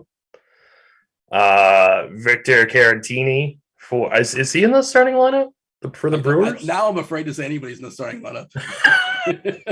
I don't know. Caratini might be a good option also at 3,200. Really though, it's pretty ugly tonight. Like Diaz is probably Caratini, according to what I have in front of me. Caratini batting 9th tonight for Milwaukee, so another backup catcher. Yeah, so it might be Caratini in cash games tonight, as ugly as that sounds. Because honestly, like you're not going to play Will Smith in cash. Like or you could pay 4,700 for Elias Diaz, which I'm not sure is a good idea for cash games. Like, sure, if you want to play him as part of a Colorado stack, go ahead. I don't know if that's going to be like the optimal build though. So it's Diaz, Riley Adams if he gets the start, Caratini. Is this getaway day for Coors? Is there a chance that Adams, like that? A lot of times that's when they give him the backup catcher a start. Is this the last day, or they play tomorrow, like in the morning or something? I'm not sure. I'm not sure when they play again, but I just hate playing a number 9 hitter that's bad. I understand the position. There's no opportunity cost. The number 9 hitter that's bad at home because, if Milwaukee wins this game 5-2, he gets 3 at bats. Right? Who would you play in cash then? I don't know. I'm not needling you. I'm just curious. I would fill it out last, right? And so you would just naturally land on somebody. I think so. Like if it's Garcia for Cincinnati, so be it. Like whatever, I don't want to play him, but if I need the savings, that's probably the first place I go. I'm curious. I'm gonna run the bat and see. I'm gonna run 200 optimals in the bat, and I'm gonna see what catcher you think the bat's giving me on DK. I imagine it's kind of a mixed bag. It's probably not loving anybody, and just like whatever fits. Well, it's probably Diaz, and then it depends on if it's projecting Riley Adams to start or not. Because if they project Adams to start, then that's going to be popping that out a lot. Yeah. How much you say Riley Adams is? 2,400. Okay. Yeah. So of course, if he cracks the lineup, It's going to be like, that's the guy you put in there, and that's that. Let's see, we're at 190. The suspense is building. 5 more, and then we'll figure out who our catcher happens to be. And I think I capped it at 70%. No, 65%. No, 70. Yeah. Will Smith is in 53% of optimals. That's I'm all set with that. I don't know if I have the money for Will Smith. That's tough. And that's what Giolito and Peralta, by the way, for the record. I think Miranda's cracking a lot, and he's going to kind of open up the door for a lot of plays, right? Is Miranda? Yeah, Miranda's he hit my cap threshold. Like I put like a 55% cap threshold, and he's at 50, he's still 2K on DK. So that's one of the guys opening stuff up. And also Lane Thomas is projected to be in, and we don't know if he'll play or not. We'll see. But yeah, I guess that would change things with having Lane Thomas in projected lineups. but you know, I'm not going to pay $5,100 for Will Smith at catcher in my single entry build tonight. I would just say it's wants versus needs. Sure, I want Will Smith. I'll take it. Yeah. Do I need that? No. Like if that were the case, I would. If I had that money, I'd just play Diaz. Yeah, Diaz might be better than Will Smith straight up, and just save the $400. Yeah. I just think he's just a better matchup, better ballpark. You know, contextually, Diaz is a better play, I think. Devin in chat says, "How is Dean's computer not literally catching on fire right now?" Is that what's the implication? What's going? Is that like? Is this a callback to me telling lies earlier unintentionally? Devin, explain yourself. What's going on? Is there a fire behind me that I'm not aware of? Somebody alert me. Tell me what's going on. So yeah, I don't. What can we say about catcher? It's bad. It's gross. I am curious if this is the last game at Coors, because maybe we do get the cheapie back up for Washington, and we're probably not going to get that lineup. Like we haven't got it already at 6:00, and they're probably waiting on Cruz. I imagine that's what's going on. I'm sure that's what it is. Yeah, so we might not get there for like an hour or so, or an hour and a half, somewhere into the slate at some point. But yeah, I'm just curious if this is the last game at Coors. A lot of times they get the backup. Let's see, we're playing on 5-4. Give me the rest of the schedule here, Colorado. All right. I just want to touch on FanDuel catcher real quick. I really don't think you need one on FanDuel tonight, but you know, Gary Sanchez, 2,600. It's an okay price. Elias Diaz is more affordable at 3,100. Will Smith, 3,200. Again, though, I don't think that you really need to play a catcher tonight on FanDuel. They do have a getaway game tomorrow, Nationals and Rockies, 3:10 Eastern time. So you're gonna get, you're gonna get Ruiz either tonight, or he's gonna sit one of these two games, either tonight or tomorrow. We'll see. Can't tell you which one. Let's hey, the Dodger lineup's out. It's Betts, Freeman, Trey Turner, Will Smith batting cleanup, Muncy, Justin Turner, Bellinger, Chris Taylor, and then Lux versus Alex Wood. Jump to first base. You already talked about liking Vladdy a good bit as a good tournament pivot, as like a one-off. If I was hearing you correctly, you don't necessarily love Toronto as a stack. Yeah. Who else do you like at first? Yeah, so it's probably going to be Rowdy Tellez in cash games. I really want to find a way to play CJ Cron tonight. He's been my favorite Colorado bat all year long, and he's really paid off really nice dividends this season. So he would be my favorite choice if money wasn't an issue. I like Vladimir Guerrero a ton for tournaments just as a one-off. I'm not crazy about that stack. I think Shohei Ohtani goes way under owned tonight. So I think he makes for a really good GPP play. Like I said earlier, if you want to save money, Trey Mancini on DraftKings, I think, is a really exceptional play if you want to punt the position. Rowdy Tellez is your cash game option on FanDuel, definitely. I'm probably going to play him even in my single entry lineup tonight, even though I'm sure he's going to be chalky. So I'm trying to see if there's anything else big difference on FanDuel. Oh, Josh Bell, I guess, but I think he might go a little over-owned considering his big game last night. So I think he might be a good fade in tournaments this evening. Max Muncy is always too cheap on FanDuel, so I think he would make for a pretty decent tournament play tonight? Nobody's playing him. What's that? No one's playing him. Yeah, nobody's gonna play him. So he's probably a better play at second base, though. Yeah, I mean the Cron thing. Cron looks like one of the best hitters on the entire slate. You put the combination together of Cron annihilating righties. Since 2021, 297 ISO, 409 WOBA, and we talked about Corbin, his struggles versus right-handed bats. I'm sorry. Well, that was Cron versus lefties, but you know what I mean. All right. Yeah. So 387 WOBA for Patrick Corbin, 252 ISO, and I mentioned before. It's worth repeating. 36 home runs since last year he's given up to right-handed bats. That's too many. That's a lot. That's a lot of home runs. And he's in Coors Field. We mentioned that. Balls tend to travel further in that ballpark. Hey, do you like golf? Do you like PGA golf? Do you like playing golf DFS? If you do, and you don't happen to have RG Premium, you can get yourself a peek at RG Premium. The expert survey, that is free tonight. SDL cards, Notorious, several other people giving their thoughts as far as the tournament going down this weekend. I guess Thursday. It's starting tomorrow. And there's also a Twitter Spaces happening this evening. Cards, listen to Noto. Several others, I believe, are involved if you're dabbling in the golf. Do want to mention, again, we're just the warm-up act for Crunch Time. That is Chief Meteorologist Kevin Roth. And, I mean, we talk about going double barrel at pitchers, Tim, right? Isn't Dave Potts, Cheeseisgood, Derek Carty, creator of the bat? That's like going double barrel as far as analysts, right? That is the true A team coming up at 6:30 tonight. That's for sure. On like a 7-gamer where we're dusting off the A team. Sure, why not? Give it to the people, and it's free. Thanks to Fanduel. There you go. Shout out Fanduel for sponsoring it.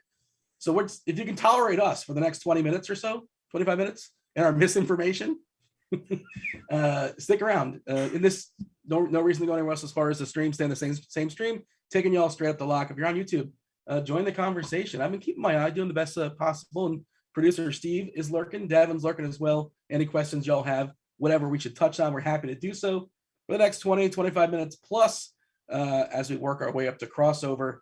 Hit me with some second baseman. Who do you like at the Keystone position? Yeah, so it's probably going to be Colton Wong for cash games. Again, it's just another Brewer situation here. $4,100 going against Gutierrez. I think that's definitely your cash game play. Trevor Story, I mean, I guess with his, maybe one day he'll do something amazing offensively. He's going to be popping in the bat optimals, I'm sure. I mean, I do like the Red Sox tonight, so I'm not going to completely say that's a bad idea. They are my third favorite stack if you're looking for a stack. So, again, I think you could definitely play Max Muncy in tournaments. Cesar Hernandez, I guess. Like I say, Nationals are going to be overowned tonight. It's up to you if you kind of want to have that overowned Nationals exposure. I would be bearish on them tonight. Brendan Rodgers looks really bad at the plate. I know that he gets the platoon against Corbin. He's 3,500. I mean, you certainly can add him. I would put him only in stacks. The only in stacks button would be for Brandon Rodgers. Jorge Polanco as a one-off. I'm not crazy about Minnesota. I guess Rowan Odor, Derek Carty special, 2,700. Rugi. But that would be about it. So interesting about Rodgers, he's been terrible this year. If you look at the Fit IQ, just 2022, it's only 18 at bats. But his ISO versus lefties this season versus 18 at bats versus lefties, 0. 0 is bad. It's bad ISO. 275 as far as WOBA is pretty terrible too. But if you want to stretch it back to last season and you don't want to think, well, maybe something's wrong with him or he's broken, he was good, really good against lefties. This includes the terrible part this season and last season. That's a 352 ISO, which is a monster number, a 426 WOBA, which is a monster number. Now, of course, that's not reality either. It's somewhere in the middle is the truth, right? But I just thought it was interesting and worth noting. Maybe you don't. Yeah, I mean, Rodgers, he has been good in previous years, but this year just, I always watch Colorado games, especially in Coors, of course, because I have exposure to that game. And he is not passing the eye test right now. He looks pretty lost up there. So yeah, I mean, but the thing is, he will be probably lower owned than he should be. So you might be able to get some leverage with him. So I mean, again, definitely in stacks you can play him. Oh, you're tilting Carty with passing the eye test. You're tilting Dave Potts with the leverage comments. I don't know if they're watching or not in the bullpen, but yeah, if that would. I mean, Carty doesn't care about the eye test. I don't think. I feel like he's not an eye test guy. My bet is that Carty is not watching and Potts is watching. That's where my money is. Well, what's up, Dave? Dave, say hello. And is Dave Broccoli by chance? Is that his No, his alias? No. Oh, well, I was rooting for that secretly. I don't think Dave likes broccoli, to be honest with you. I think he's more of an ice cream guy. Oh, okay. I see what you're saying. I thought you were talking about the actual person named Broccoli and Chad. No. I don't think Dave likes to eat broccoli. Well, who's like pro broccoli? You'll tolerate it just for whatever. I guess I should get some greens, but nobody's like really loves broccoli. I bet Carty does. Big Broccoli is watching and they're getting very upset. How dare you besmirch? You think Carty's a big broccoli guy? I do. I do. Devin's probably a big broccoli guy too. Yeah, I bet Devin likes broccoli also. I mean, if you're gonna power rank vegetables, right? I think carrots are number one. They're definitely up there. Yeah. I like a hard carrot though. I don't want a soft carrot. Get those soft carrots out of here. I prefer either. Yeah, well, I'm not as versatile with my carrots apparently. Yeah, carrots are definitely up there. We should do power rankings of yeah. All right. According to producer Steve, he knew a guy named Broccoli. A last name. Yeah, Twitter loves their vegetables. All right. Give me some players at what are we talking about? Third base, right? Yep, we can go to third. Go for it. All right. Well, I guess I don't know. Probably, I mean, Justin Turner 2800 for Fanduel is definitely your cash game play. I don't know. Devers for tournaments. Donaldson's going to be right up there at 3,300, but I'm not crazy about the Yankees tonight. Anthony Rendon seems to be the forgotten guy for that Angels team. He's going to go very, very low owned. I think makes for a good play. Ryan McMahon would probably be another cash game option if you didn't want to play Turner, or you could play both of them on FanDuel. Maikel Franco is probably too expensive on FanDuel at 3,100. That's too expensive? For FanDuel, yeah. 3,100? That's like an average price. It's Miguel Franco though. Like I think he's actually. You know what? I think he's actually passed the eye test this year. If I'm not mistaken. I think he's actually. That's true. Either you're on team eye test or you're not. I think he's been good eye test wise. Now I'm curious because I think he's had a pretty solid season. Well, no, I think I've only caught him on the right times. Apparently, he hasn't been great. At least against lefties, he hasn't. Yeah, I'm okay if settling him if I'm playing Franco, but I'm certainly not going on my way for it. Well, I mean, I would just rather play him for 3K on DraftKings is kind of my point. Okay, fair enough. On DK, Devers is probably going to show up on the optimals. I think he's a little bit like too expensive. For like cash games, like obviously in tournaments you could definitely play him. I think I'm probably going to try to get to Ryan McMahon for my single entry team. Again, same thing. Rendon's going to go super low owned tonight. I think he makes for a really good larger field GPP. I guess you can play Jose Miranda at min price if you really, really need the salary. I don't know if this is the type of slate where you need to go that low, but if you do, he's there. I think a lot of people are going to play Miranda. He's still minimum.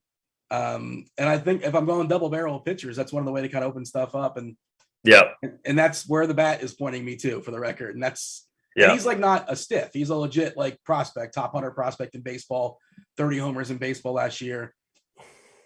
I don't want to keep talking about the ballpark there in Baltimore, but probably not a good hitting environment.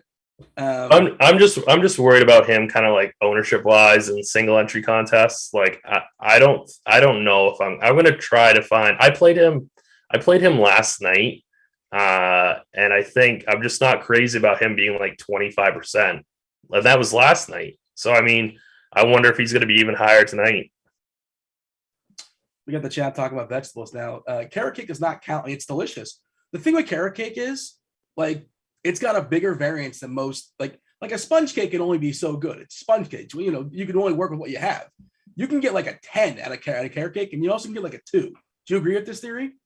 There's a lot of variance with carrot cakes, is my point. See, I stopped listening after the whole thing about carrot cake. I lost you after that. I love carrot cake. I love carrot cake. It's my favorite kind of dessert, but I'm not crazy about sponge cake. Yeah, well, I'm just making the point that like sponge cake only has a certain ceiling. It can never be a 10 is the point I was making. But carrot cake, that's a solid point. I do agree with that. Yeah. Yep, I agree with that. All right. Nothing relevant as far as baseball, but hey, there's 162 games. We do a lot of these shows. I just heard carrot cake and I blacked out. You know, like I got so excited. Like the Homer Simpson wheels started turning in your head. Yes, exactly. Jacob's got a question. This is a good question. I kind of touched on it while you're dealing with the dogs. Single entry, 3 entry max contest. How high of ownership do you just say, no, I'm not playing that player? And I presume we're talking hitters. Yeah, so I don't have a limit with pitchers. But with hitters, like I just said with Miranda, what's that? No, I'm reading a question that Broccoli has put in chat, and now I'm derailed. But go. This is a good question. Yeah. So if I think a guy's going to be pushing like over 30%, I don't really want to play him, and that's what I'm talking about with Yelich today. Like, is Yelich really going to be like 40% today? Because if he is, I don't want to play him, despite his amazing projection. So that it's kind of like that 30% mark is about where I don't want to play somebody.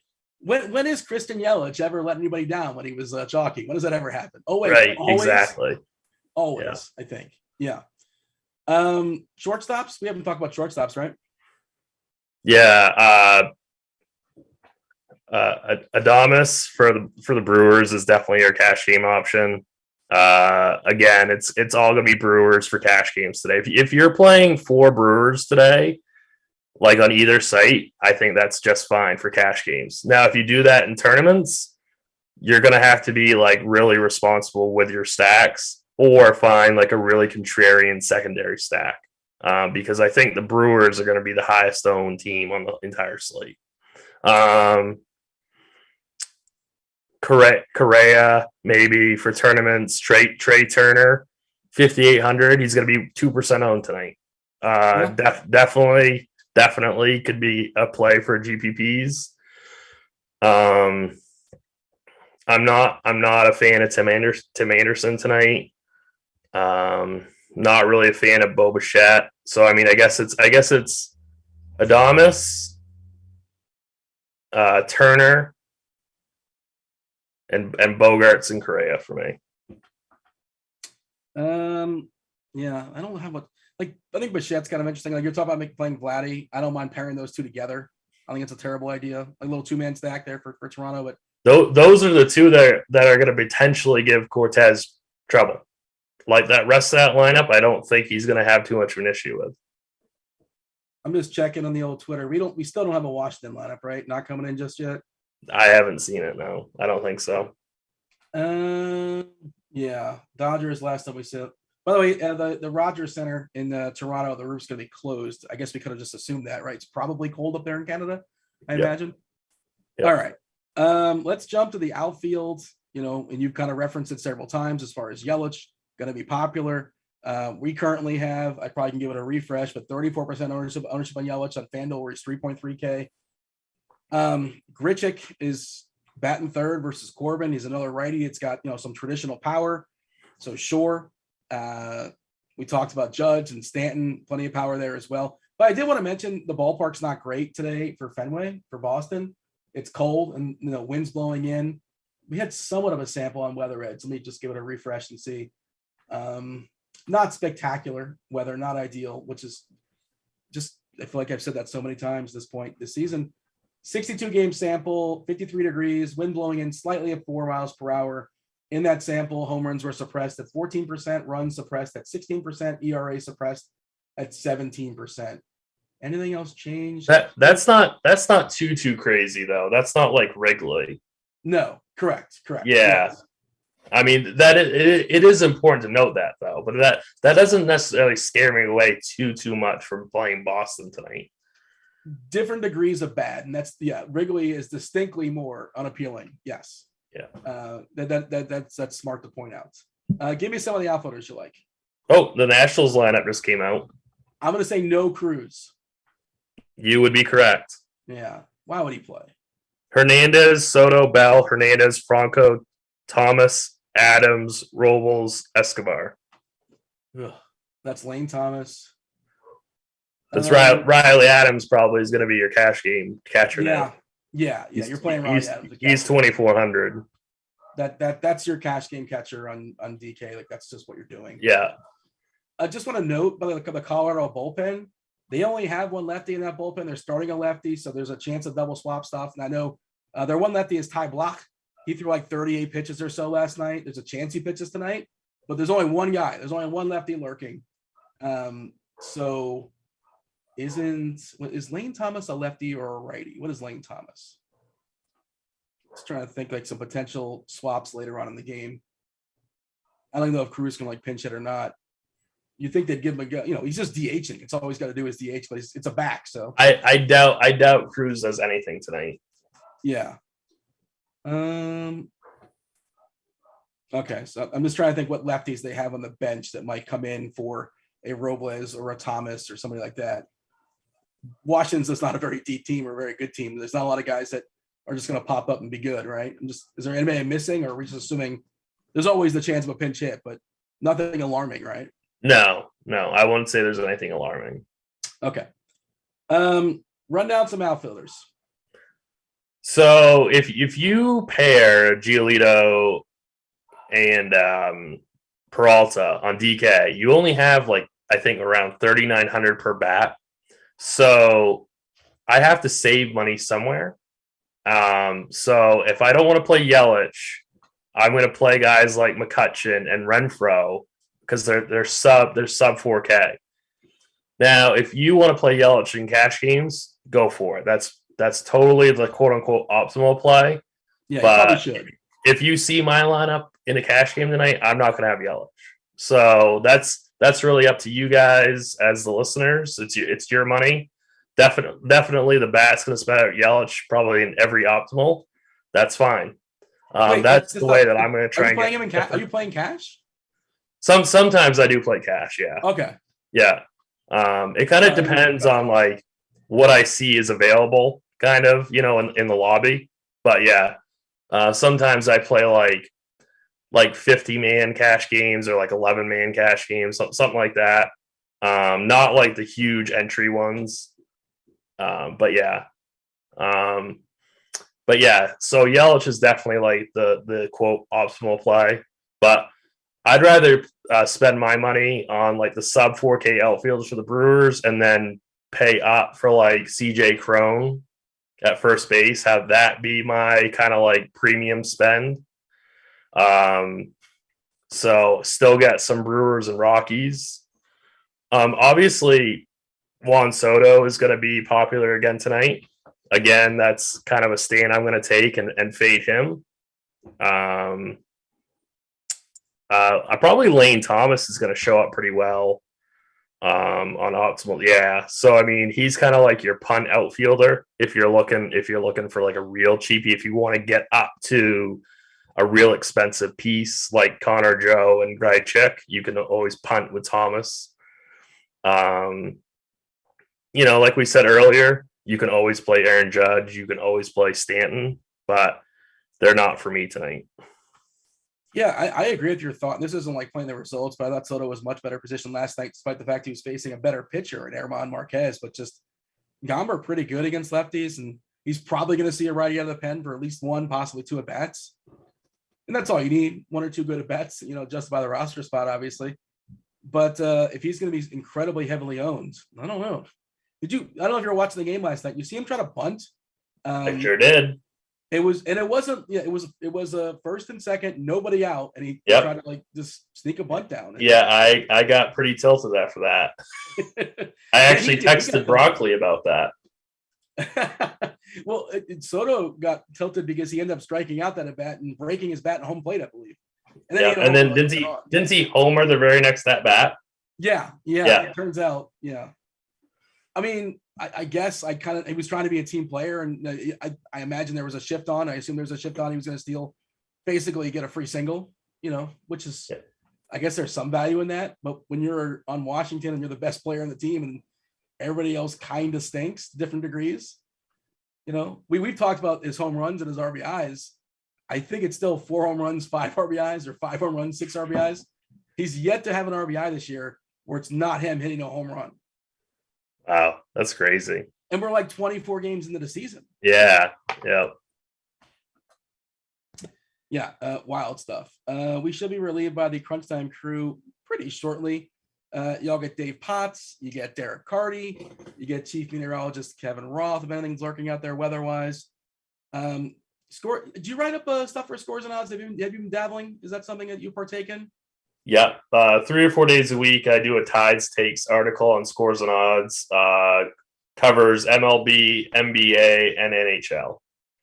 Is that free? Or I know there's some free stuff. It is. It is. Yep, it's free. Oh, you write today? I did not. No. Oh, I wanted a Tides take. I know. I have got nothing. I've got nothing.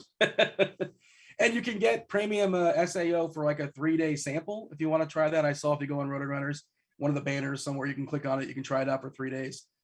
Give me a couple questions I had here loaded up as well.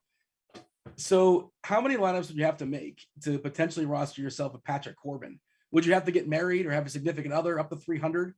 I don't think I'd play any Corbin under like basically any circumstance tonight. I would not either. Even if I was making 150 tonight, I wouldn't pitch any Corbin. Your favorite stack for Fanduel single entry? Well, that's like what you're doing. It sounds like, and if I'm a good listener, and that's debatable.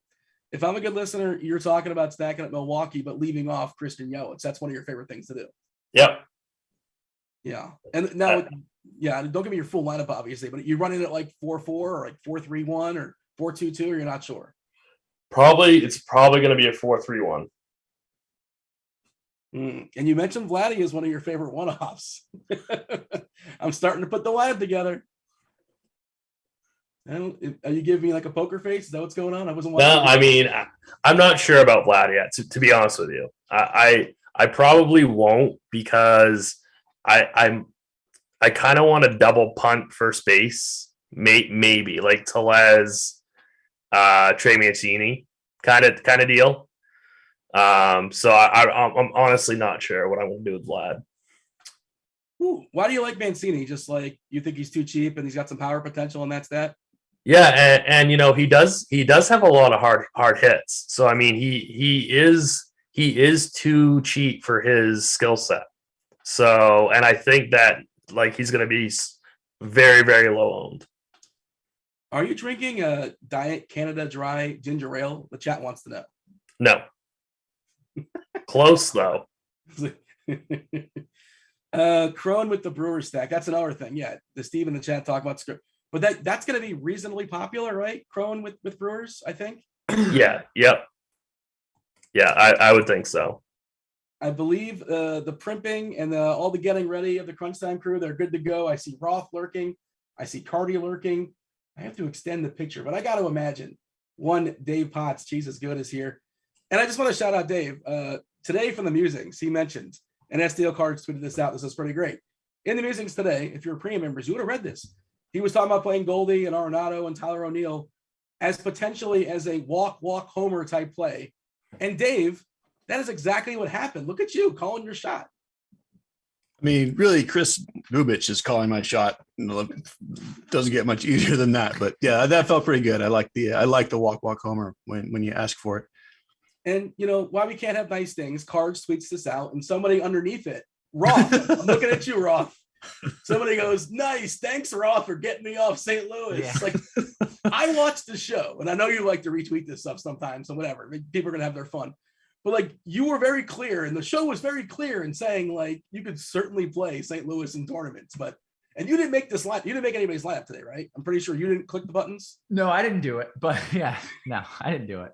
I will say it didn't, it was supposed to at least rain, and they got this massive rain bubble. I don't know how the hell it didn't rain, like everywhere around it poured, but that's okay. It's a long season, Dean. Yeah, no, I was just making the point that like, it's always funny that like, people say, how was it? You were just saying it's within the realm of reason. It's possible this may happen. Prepare accordingly. You never know. And of course, you can still play them in tournaments. And in no way did you say you can't play them in tournaments. Right. No, that is accurate. Yeah, I was vouching for you, but thank you. All right. Anything else going on with Roth, with Carty, with Dave? Shall we just yield? And the people, we've deemed this as like, we talk about double barrel pitchers, Carty. Double barrel. I mean, this is Dave Potts and Carty. This is it. This is the double barrel analyst show. Yeah, I mean, what else are you going to do today, really? Well, we're spending up. Yeah, we're spending up big time for the host today. So, Dino, I appreciate the handoff here. And you can say your goodbyes, and I'll take it to crunch time. Goodbye. Have a good show. Easy enough. There it is. Welcome. This is Crunch Time, sponsored by Fanduel, our magnificent sponsor that gets this content out to you for free. So if you haven't hit that like and subscribe button, please do so. Also, check out the FanDuel 125K Wednesday MLB Rally Contest. $25K to first, $7 to enter. Sign up for the FanDuel Sportsbook. If you're in a legal sports betting state, new users get a risk-free bet up to $1,000. So all good things there. Happy to be joined by two of the sharpest minds in the biz. Mr. Cheeseisgood, Dave Potts. What up, Cheese? Howdy. Yeah, I had a busy day, but I did have time to make a deep dish pizza that was flown to me from Chicago. And it was fantastic. So I am full and happy. And I'm happy to just let Carty talk about the slate while I just think about how good that pizza was. Did you say you had a pizza flown to you from Chicago? I'm going to need more details. I did say that. So you remember when we had the Rotogrinders poker game back for like the Christmas party? So I knocked out one of the the big time RG people, and they offer bounties. So I got a gift certificate to a food service company, and I was like, I'm getting me some pizzas. And I've actually been munching on New York style pizzas for a while now, and I pulled out the Chicago. Basically, I just ordered pizza from Chicago and New York, and I didn't just hire Andy Means to fly me a pizza, although I could do that as well. He would do it. May I ask who you knocked out to get that bounty? No, this is private information. It's private. Yeah. Okay. It's a secret. Who you don't in the poker? You don't want, and nobody wants to be known as the person who got knocked out by me, who knows literally nothing. Like as I'm playing, I have to look up still whether 3 of a kind beats a full house. I mean, not a straight. Like I have no idea which is better. Yeah, I don't know either. So I'm with you there. All right. Well, I'm glad you got to enjoy some deep dish. That sounds tremendous. We got Carty as well, CEO, creator of the Bat and the Bat X Enterprises. What up, Carty? Bat X Enterprises. It's fun to add enterprises to it. It makes it sound very official. Yeah, things are good. We got a fun slate. The bat's been kind of cruising. A lot of people taking down GPPs this year. It's been kind of nuts. So I'm just excited. Yeah, well, we've got that testimonial Slack channel where everyone posts like, someone's like, hey, thanks so-and-so, thanks Rotogrinders, I won this. And it's just constantly, thanks Carty, the Bat helped me win this GPP. Like it's really, you're filling up that testimonial Slack channel. So good work to you, and of course to the Bat and the Bat X Enterprises. But hey, look, Esquire. Yes. I don't love what's happening today. I feel like today was the first weather day where I'm not pleased with how it turned out. And now here we are tonight with another game with Colorado, and I don't know how it's going to turn out. I think you just play it, especially in GPPs. Like you just play it in GPPs. Don't even think about fading it there. But in cash games, I don't know. I imagine, Cheese, this is a spot in Colorado where people want to play cash games. Yeah, I mean, obviously, bats are going to be up near the top. I mean, the good thing is there's a lot of good offense on this slate. Like Yeah. I think you could get by without it if you feel like you need to, but certainly you're going to have course field at bats in a lot of builds. Yeah. The truth is, and like, I don't even want to go into much more detail than this. I don't know. That's just the truth. I don't know. I don't know what's going to happen there. I don't even want to like make crap up because I don't know what's going to happen. I think they likely play through some rain, maybe get a delay and probably finish, but I don't know what's going to happen. I'll try to watch it obviously and hope I can figure out what's going to happen. But as of now, I think it probably plays. I don't know how exactly that happens, whether that's playing in rain, delaying. I don't know. So we'll just say the official stance of Crunch Time is don't play Coors Field pitchers in cash because of the weather. Right, because of the weather. Strictly yes. a weather call. I do think I've heard some people say that there might be a pitcher playing tournaments there. I mean, Austin Gomber is not like completely off the board in tournaments. Yeah. Okay, I had a couple of people. I didn't know if they were joking or not, but they were like, "How am I going to win the tournament?" Okay. Anyways, that's the weather. I don't think there's any other rain issues. Some guy tweeted out Boston like an hour ago. They had a tarp on the field, but it's going to be fine. You know, I'm not worried about Boston or any of those other games. So I'll keep an eye on Colorado and hopefully I'll figure out what the heck's going to happen before first pitch. And I will try to get that information to you. But as of now, I'm not entirely sure. With that, let's talk about some of these pitchers. Cheese, do you want to go first or Carty? I don't know. I don't know who gets to go first. We can let Derek go. We're going to say almost certainly the same thing with the top couple pitchers. I think there'll be one spot where I'm off of someone that the bat might be on, but we'll let Derek go first and tell you to play Peralta and Giolito. Oh, I went first. Oh, whoops. Carty, is that what you're doing? That wasn't very nice, Cheese. Yeah, play Peralta and Giolito. Like that's just I mean, pitching today thins out super quickly. They're the only two guys that truly project well. The other guys that like project like okay are Nestor Cortez and Dylan Bundy, but they're both expensive. They really don't project great. Bundy projects to be really high owned. So like Peralta and Giolito are like literally that. Just do that. Yeah, and Fanduel, our wonderful sponsor, you only get one. So yeah, I think it's probably Peralta on FanDuel. He's 1.2K cheaper. They project basically exactly the same. So just take the discount, play Peralta, and there you go. Sure. Okay. Any other, I don't want to steal Cheese's term, but cheap nonsense or anything else you're looking at in GPPs that you want to talk about, Carty? Yeah, I mean, there's certainly cheap nonsense because those are like the only two good pitchers. A lot of the other pitchers on the slate project within just a couple points of each other. So like if you're not playing Peralta and Giolito, you can do, there's lots of things that you can do that are not bad. Like Kikuchi is going to be unowned and he's really cheap and projects this just the same as anybody else. Cheese kind of mentioned Austin Gomber. I don't think Austin Gomber in GPPs is crazy. You're going to get plenty of leverage and, he doesn't project as bad as, he doesn't project that bad. He projects about the same as anyone else. Kyle Bradish at 5.5K, like is fine. Nestor Cortez is fine. Like there's just lots of things you can do. Okay. Cheese. Let's talk some pitchers here.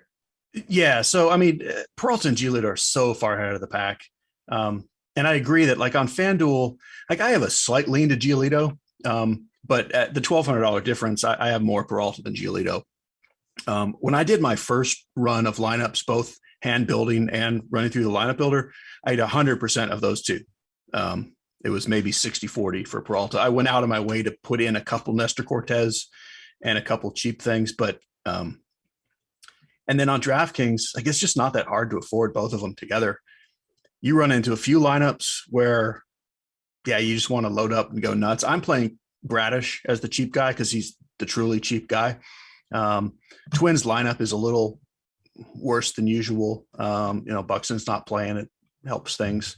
So yeah, that's honestly that's what I'm doing. I'm playing Giolito and Peralta in like I have Giolito at I had him at 100% on DraftKings. I made two lineups without him just in case he gets hit by a comebacker or something. And then I have a couple lineups without Peralta where I went down to Bradish. Feel free to play Nestor Cortez. I mean, he's good. and then feel free to go cheap if you need to. But this one is just so straightforward.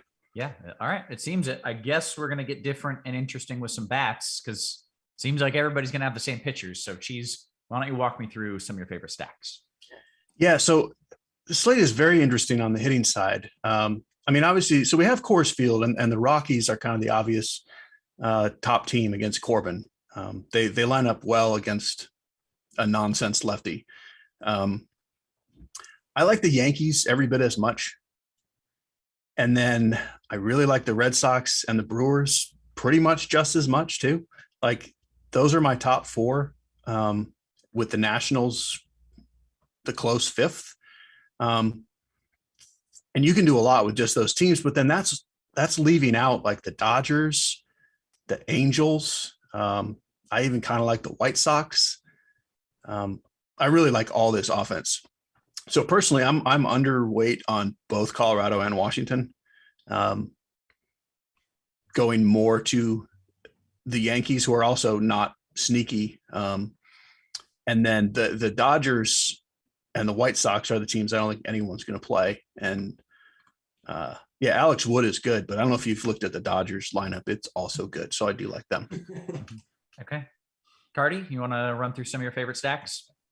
Yeah, I agree with a lot of what she said. The bat actually thinks the Brewers are better than both of the Coors teams tonight because part of that's going to be because of the stolen base potential here. Like Gutierrez is like the worst pitcher in baseball, or like right up there. And he also is very easy to steal on. So there's just a lot of ways that the Brewers can score some points tonight. It's a closed roof. It's good, good weather. Obviously Coors, but the Dodgers are great. The Dodgers are always under-owned. Tonight they project for very little ownership. The Yankees project for very little ownership. So I like both of them a lot. They both project pretty close to Coors.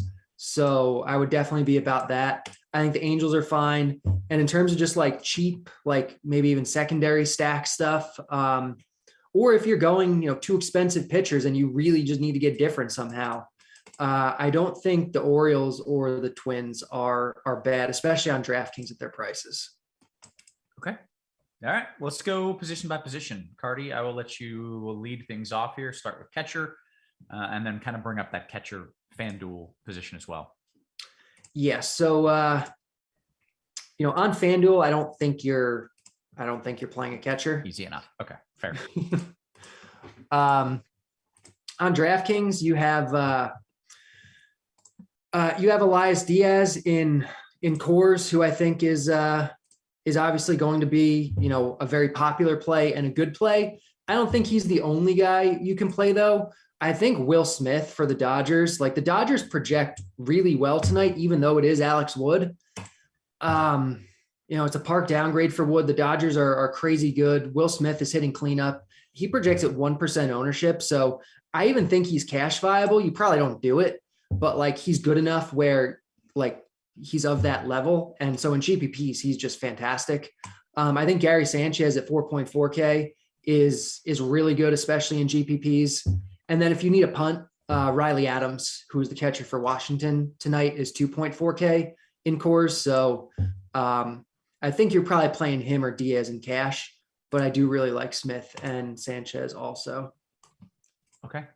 I did get a quick question here from Chinatown, and I wanted to pause and answer this.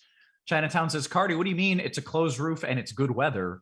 And what you mean is because the temperature of a closed roof is around 70, whereas compared to these other outside places this time of year, a lot of people are playing in the 50s. Right. It's warmer air, so the ball will get more carry. That's exactly what I mean. Yeah. So it's colder. It's colder in most other places. So it's, I usually put quotes around it, but yeah, it's the best, some of the best weather.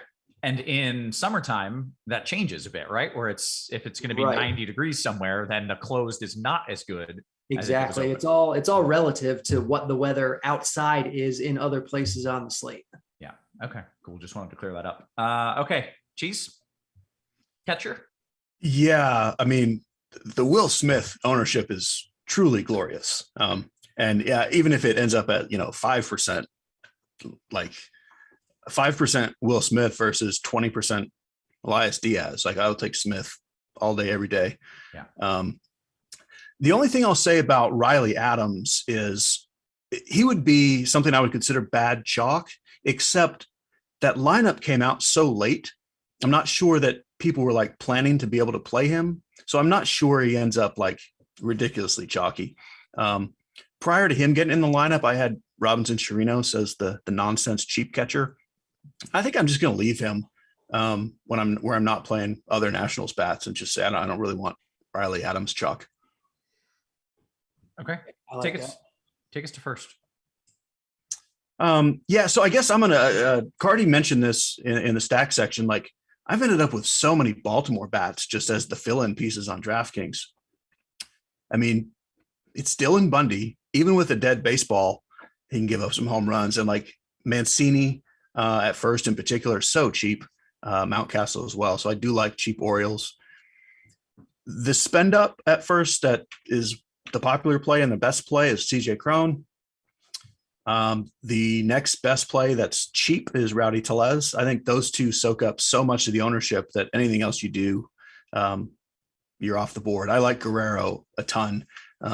He's the kind of guy that lines up well with Cortez. So those are my main three: the chalky Cron and Tellez, and then the little off the board Vlad Guerrero. Carty. Yeah, it's Cron and Tellez clearly for cash, and then you're just doing other things to be different in GPPs. Cheese kind of mentioned that the cheap Orioles like Trey Mancini at 2.7, I think is really good tonight and underpriced. That's kind of first base, I think. Okay, just got this alert here. Tyler Naquin and Nick Senzel scratched and placed on the IL. Do we care? They were already facing the best pitcher. I mean, it doesn't. Okay. We weren't playing them, and we were already playing Peralta. So now we like the pitcher that we already liked even more, maybe? Well, I don't know. I haven't looked at. I mean, I don't know who they put in if it hurts his strikeouts, but I would assume it's better for him. Gotcha. All right, Carty. That brings us to second. Yeah, second base. So, you have a few options at second base. I think there's probably like 3 guys you're deciding between in cash games. I think the 2 most popular ones are going to be Colton Wong. I mentioned earlier, like Gutierrez is bad and he allows a lot of stolen bases, and Wong's leading off and has a platoon advantage. And so there's just lots of ways that Colton Wong can score points here. So Wong, I think, is going to be popular on both sites, and he's really good.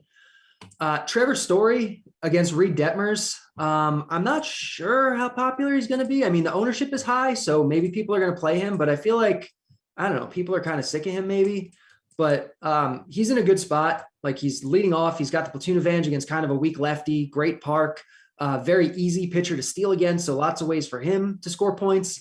And then you have Cesar Hernandez leading off in Coors Field against Austin Gomber. And so, I mean, just obviously he's going to be a really good play also.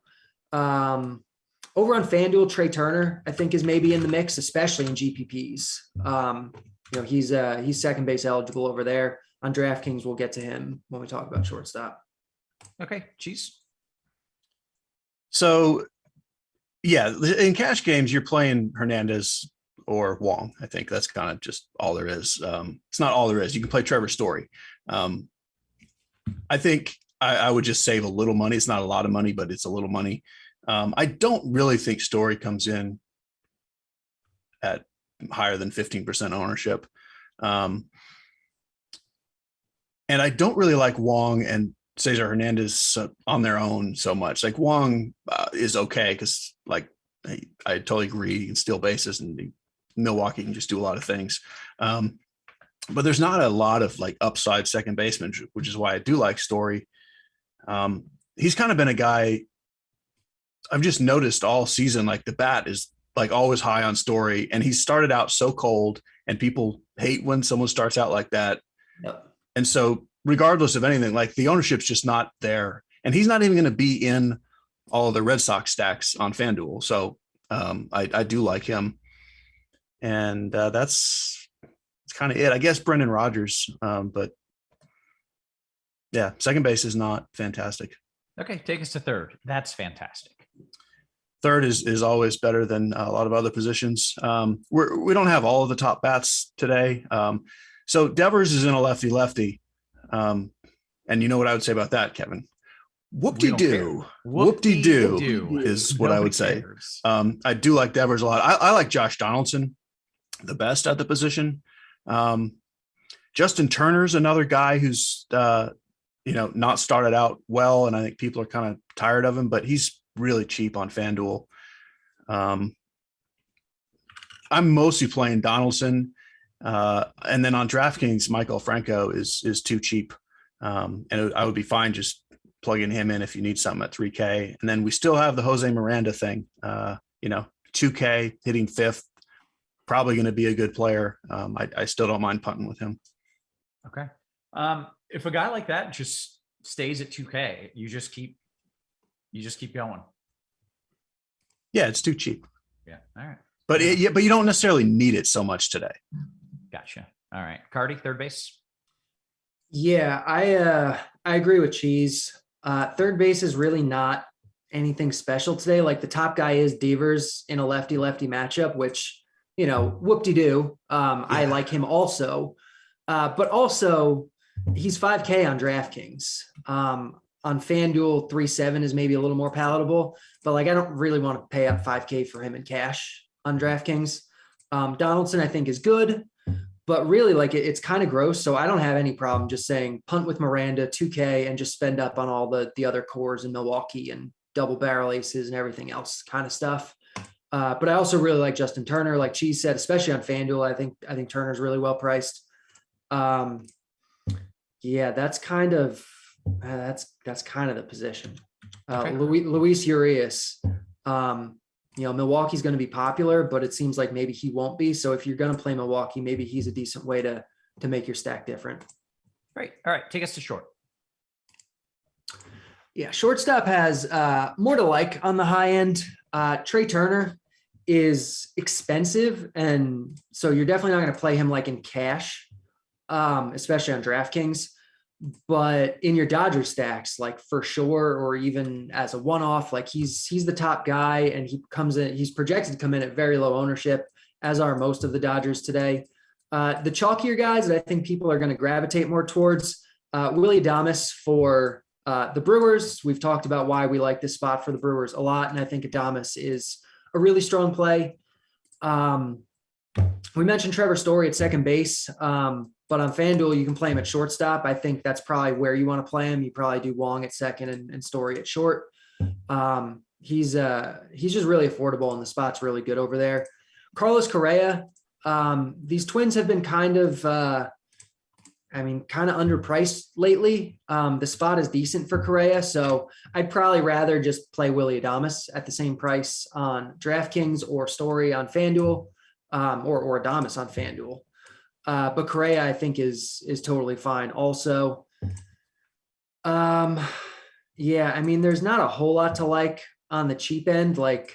It's a lot of these cheap, bad Baltimore guys that are like Jorge Mateo. But if I'm playing a Baltimore stack, I'm probably not playing Jorge Mateo in it. It's just there's not really a lot to like on the low end at shortstop today. Cheese short. Yeah, on DraftKings, you could throw Christian Arroyo in if you have something else with the Red Sox going, because he's 2,900. But I think this is a spot you want to try to pay up. It feels overpriced, kind of relative to some other positions, but I think you get to at least 4,600 on DraftKings in most lineups. That's where Adames and Correa are. I like Bichette and Bogarts as well.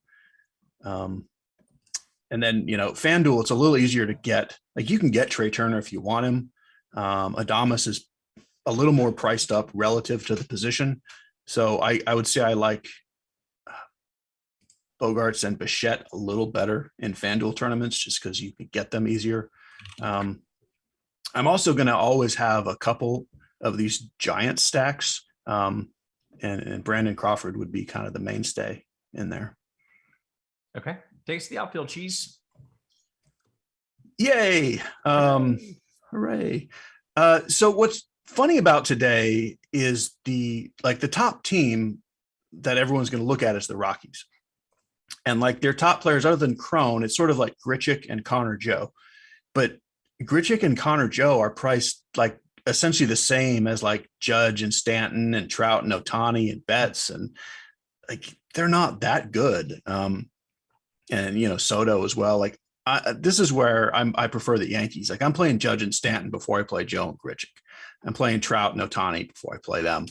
I'm playing Betts before I play them. Like by all means, have some Rocky stacks, and there's nothing wrong. If you want to play Randall Grichuk as a one-off, great. But my favorite outfielders are not in the Coors Field game. And then we have the Milwaukee outfield is a little too cheap. The Yelich, McCutchen, Renfroe trio. JD Martinez on DraftKings is too cheap. And they're all sort of like mid-tier pricing. But you can get a really good outfield if you want to go 3 in the mid-tier and play like those Brewers guys. We do go back to the cheap Baltimore stuff on DraftKings. If you want Santander, Mancini, you can play in the outfield as well. There's a lot of things you can do. At 4-1, I think, is totally fine too. Yeah. All of a sudden, we're just all playing all the Baltimore bats, but I mean, they just kind of just fit. Yeah. Yeah. All right, Carty, anything you want to add there in the outfield? Yeah, I agree. I think so especially these Colorado outfielders are overpriced and overrated tonight. I think Colorado as a stack is maybe even a little overrated tonight, especially if we think they're going to be the most popular because they certainly don't project the best. The outfielders in Coors I like more are Soto on both sites for sure. You're playing him, and Lane Thomas on DraftKings is 2.5K, and he's really cheap. It's the Minnesota or the Milwaukee rather guys, Yelich in particular. We mentioned Trey Mancini at first. He's also in the outfield. All these Baltimore guys. Mookie Betts is really good and is going to be so underowned the way all these Dodgers are. Same with the Yankees guys, Stanton, Judge. I'm kind of on the same page as Cheese, where you really don't even have to get super weird to get different tonight. There are really good teams that are just going to come in low owned. Yeah. Okay. Guys, anything you want to add here? We've got 8-9 minutes or so for QQs. Cheese, you have any analysis you want to throw in or no? I think we've covered it. Like, and as you go through position by position, it sort of reiterates this. Like you really don't have to be on this Coors Field game. I mean, it can go 10-8 and not be a winning stack on this slate. Okay, good stuff. Let's get to the QQs. CLT says, "Hey Carty, do you think Madden checked Whitlock's splits and decided they were okay to lead off with lefty Brandon Marsh?" Let me take a look at what Whitlock is. Whitlock has an average split, so I don't know. Cheese, do you have any understanding of that? Well, he's making a joke because Madden Galaxy brained his lineup the other night with a reverse splits call on why he played someone over another guy. And good for him. Okay. All right. Joe Madden is like the biggest fake sharp in the entire world. Let's just be honest. Yeah. I think that was a Waka thing, which Waka does have a reverse split. Like I didn't care that much, but I mean, what is it? He doing what, like a lefty thing tonight? I forget. What was the question? Who's leading off? I think he was just more making fun of what he did last time. Okay. Yeah. Gotcha. This time it's normal. Like he's playing the lefty against the righty. I Gotcha. think we're all just impressed with him that he's hitting him lead off tonight instead of sitting him for some weird other thing. Yeah, I get it now. Okay. Okay, Cheese, DKGPP. You want Trey Turner and Jock Jams or Betts and Willie Adames?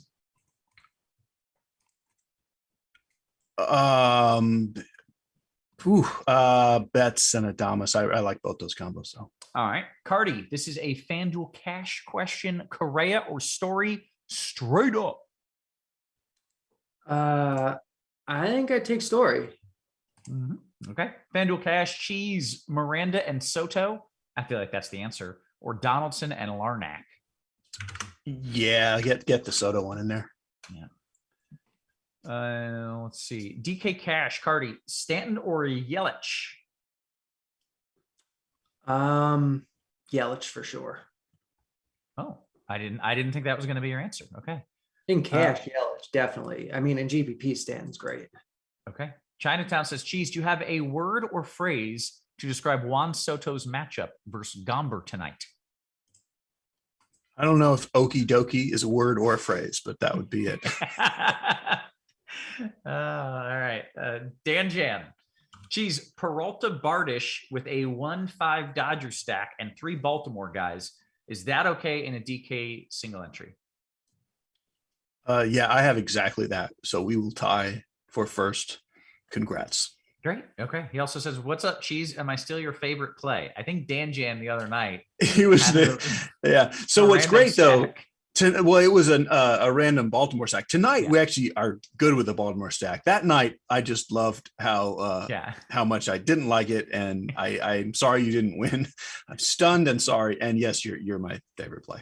Excellent. All right. See, Denny, Carty. Let's see. FanDuel Cash is 4 Brew Crew too many. Is there context for this? Like FanDuel Cash, 4 Brewer hitters. No, definitely not too many. I think you probably should be playing at least 3. I'm fine with 4. All right, great. Matt and DKGPP, DJ LeMahieu, or Story, Cheese? I would go Story unless you have other Yankees. DUI says in a DKGPP, the play seems to be to fade the Rockies-Nats game, but with the weather concerns, does stacking one of these teams become the better GPP play? I don't think anybody's going to fade it because of the weather. I wouldn't plan on that changing ownership there. Yeah. Only for the pitchers. The pitchers are going to be lower owned because, everyone wanted those pitchers to begin with. But, Corbin's cash percentage will go down. Carty, DK Cash. Can you play the Moose Tacos at 2K? It was Taco Tuesday yesterday, and he went yard. It is no longer Taco Tuesday, but he is still 2K. Yeah, I don't mind it. He's going to come in at 1% ownership or less. It's a similar spot to last night. I said last night he was fine. I don't mind it at all again. I think it's good. It's a very different spot than last night. It's Wednesday, so it's a completely different game now. All right, let's see. Nemesis, DK Cash, Will Smith and Renfro, or Trout and Adams. That might be Adames, or maybe it's just Adams. No, that's the Washington catcher. Charlie Adams, probably. Okay. Yeah. So Cheese, Will Smith, and Renfro, or Trout Adams. I'd probably go Trout Adams, but someone else instead of Trout. Judge Adams. Okay. All right. Aside, FanDuel Cash 2v2, Carty, Judge Miranda, or Grichuk and Ginger Turner. Ginger Turner. Yeah, let's call him Ginger Turner, which I like. I think it's probably Judge Miranda for me. Okay. FanDuel GPP, Cheese, Last Man In, JD, Crone, or Springer Dinger. Crone is the most correct answer. I would say JD, just to be a little different, but still plenty upside. Right. Chinatown says, Carty, how many World Series titles does Joe Madden have, bro?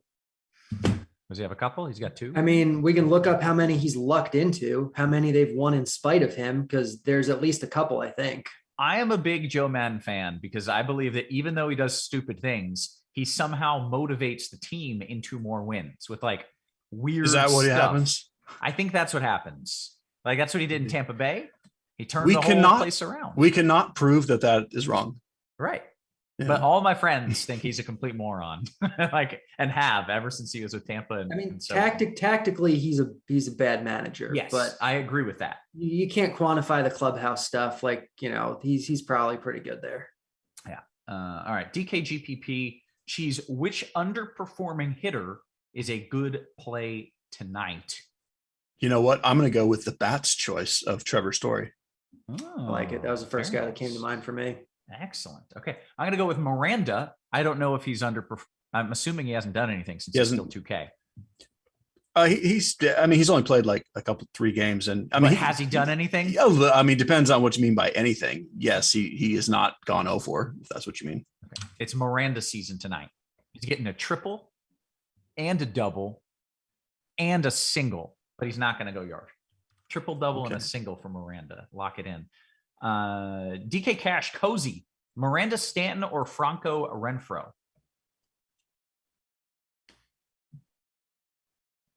Jeez, I don't know. Yeah, that's a good one. I'm not even sure. Probably Franco Renfro and Cash. Okay, great. We got about a minute left. We've caught up on the QQs. If you're watching this on YouTube, hit that like and subscribe button. We're giving away free goodies here, thanks to our sponsor, Fanduel. Got a couple more people typing in the chat. We'll see if they can get some questions in. I have a question for Carty. Yeah. Carty, are you disappointed in how the Tampa Bay Lightning played in that first game? Jeez. I know the Tampa Bay Lightning are a hockey team. That is the full extent of my knowledge.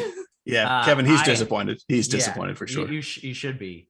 I was so looking forward to that because it was 2 days ago, right? It was the Tampa Bay Lightning and my Dallas Mavs playing back to back, so I could watch them both, and they both sucked. I thought it was going to be like one of the greatest nights ever, and it went horribly wrong. But we get redemption in both games tonight. Yeah. So I'm looking forward to it. Tampa Bay wins by 6 goals. Moore says, hey, which this is so dumb. I love it. Moore says, which crime/law-based pun names scores the most points today? Judge, Miranda, Freeman, or Betts? Carty, I like the thought put into that. Yes. Judge, Miranda, Freeman, or Betts? It's probably Judge, but Betts is really good too. I'm not sure. How is Betts? What am I missing? How is Betts? I'm kind of wondering that also. Yeah. Betts, I feel like doesn't belong in this. The other 3 all make sense, but Betts, I don't really understand him fitting in. BHP says, hey, Roth, you going to update Denver weather before first pitch? Yes, I am. Definitely. 100%. Hopefully I'll have a very good idea of what's going on, but I'll be updating it even if I don't. With that, we hit the lock. Carty, Cheese, good work. Everybody who's hanging out, don't go anywhere. Real quick. Hang out for one more second. We've got the PGA Twitter space going on. I think it's just after this. Hang on. Tonight, after MLB Lock, got the exclusive Twitter space discussion on the PGA tournament this week with RG PGA experts, Cards, Noto, and more. You listen in here, their thoughts, what golfers they want to pick for DFS, what sports bets they like. Of course, before this kicks off on Thursday morning. Also free today, you get the PGA expert survey for the Wells Fargo Championship. So go over to rotogrinders.com. You hover over the little thing that says PGA, and boom, you get good content there. So Roth, as you are my IT expert at this point, what in the world is a Twitter space? I don't. It's like a Google Hangout, which might not help you, except it's on Twitter. I don't know. I've never done it. But so it's not like if you just go to twitter.com or your Twitter app, like it's not there. Like you don't see, or will it kind of show up in their feed and it's live? I figured it kind of showed up in their feed. Kind of like well, they used to have that thing called Periscope. Do we think it's like Yes. what Periscope was? I think, but instead Periscope was like, well, it was just one person doing stuff, right? Or was that a meeting thing? It was just one person. It's a dual person Periscope. It's 2 people looking out at above the water together. Yes, it's a raised Periscope. It's like a meeting where people hang out together and then other people join in and can listen in. Okay. I don't understand, but I think it sounds great. Yeah. Well, mostly we've got 2 of the sharpest minds in the golf world. Right. Like I want to find out where they are. They're in the Twitter space. There's somewhere on Twitter, something called space. Good luck. MLB player or the Sopranos cast member, our final question. MLB player or Sopranos cast member, Vinny Capra. I'll say I don't know off the top of my head, so I got to put some thinking here. Vinny obviously sounds like a Sopranos character, and I think that's how you're trying to get me. So I think Vinny Capra is a baseball player, not a Sopranos character. Ding, ding, ding, ding. Yeah. Yes. You got it. You know. Yeah, he did. He definitely tried to fool you with that. What I find most interesting on our lineups page, we're calling him Vincent Capra, which, sounds very official. But then if you go to like Fangraphs and look at him, it's Vinny Capra. So I'm not sure what he prefers. Right. Did we make it up? Right. I will try to figure this out. We're going to Google these things and get back to you tomorrow. Okay. With that, we're going to get on out of here. So for Carty, for Cheese, and for our fantastic production crew, always working hard behind the scenes, guys, we appreciate you. We love you. We will catch you tomorrow. You have been crunched.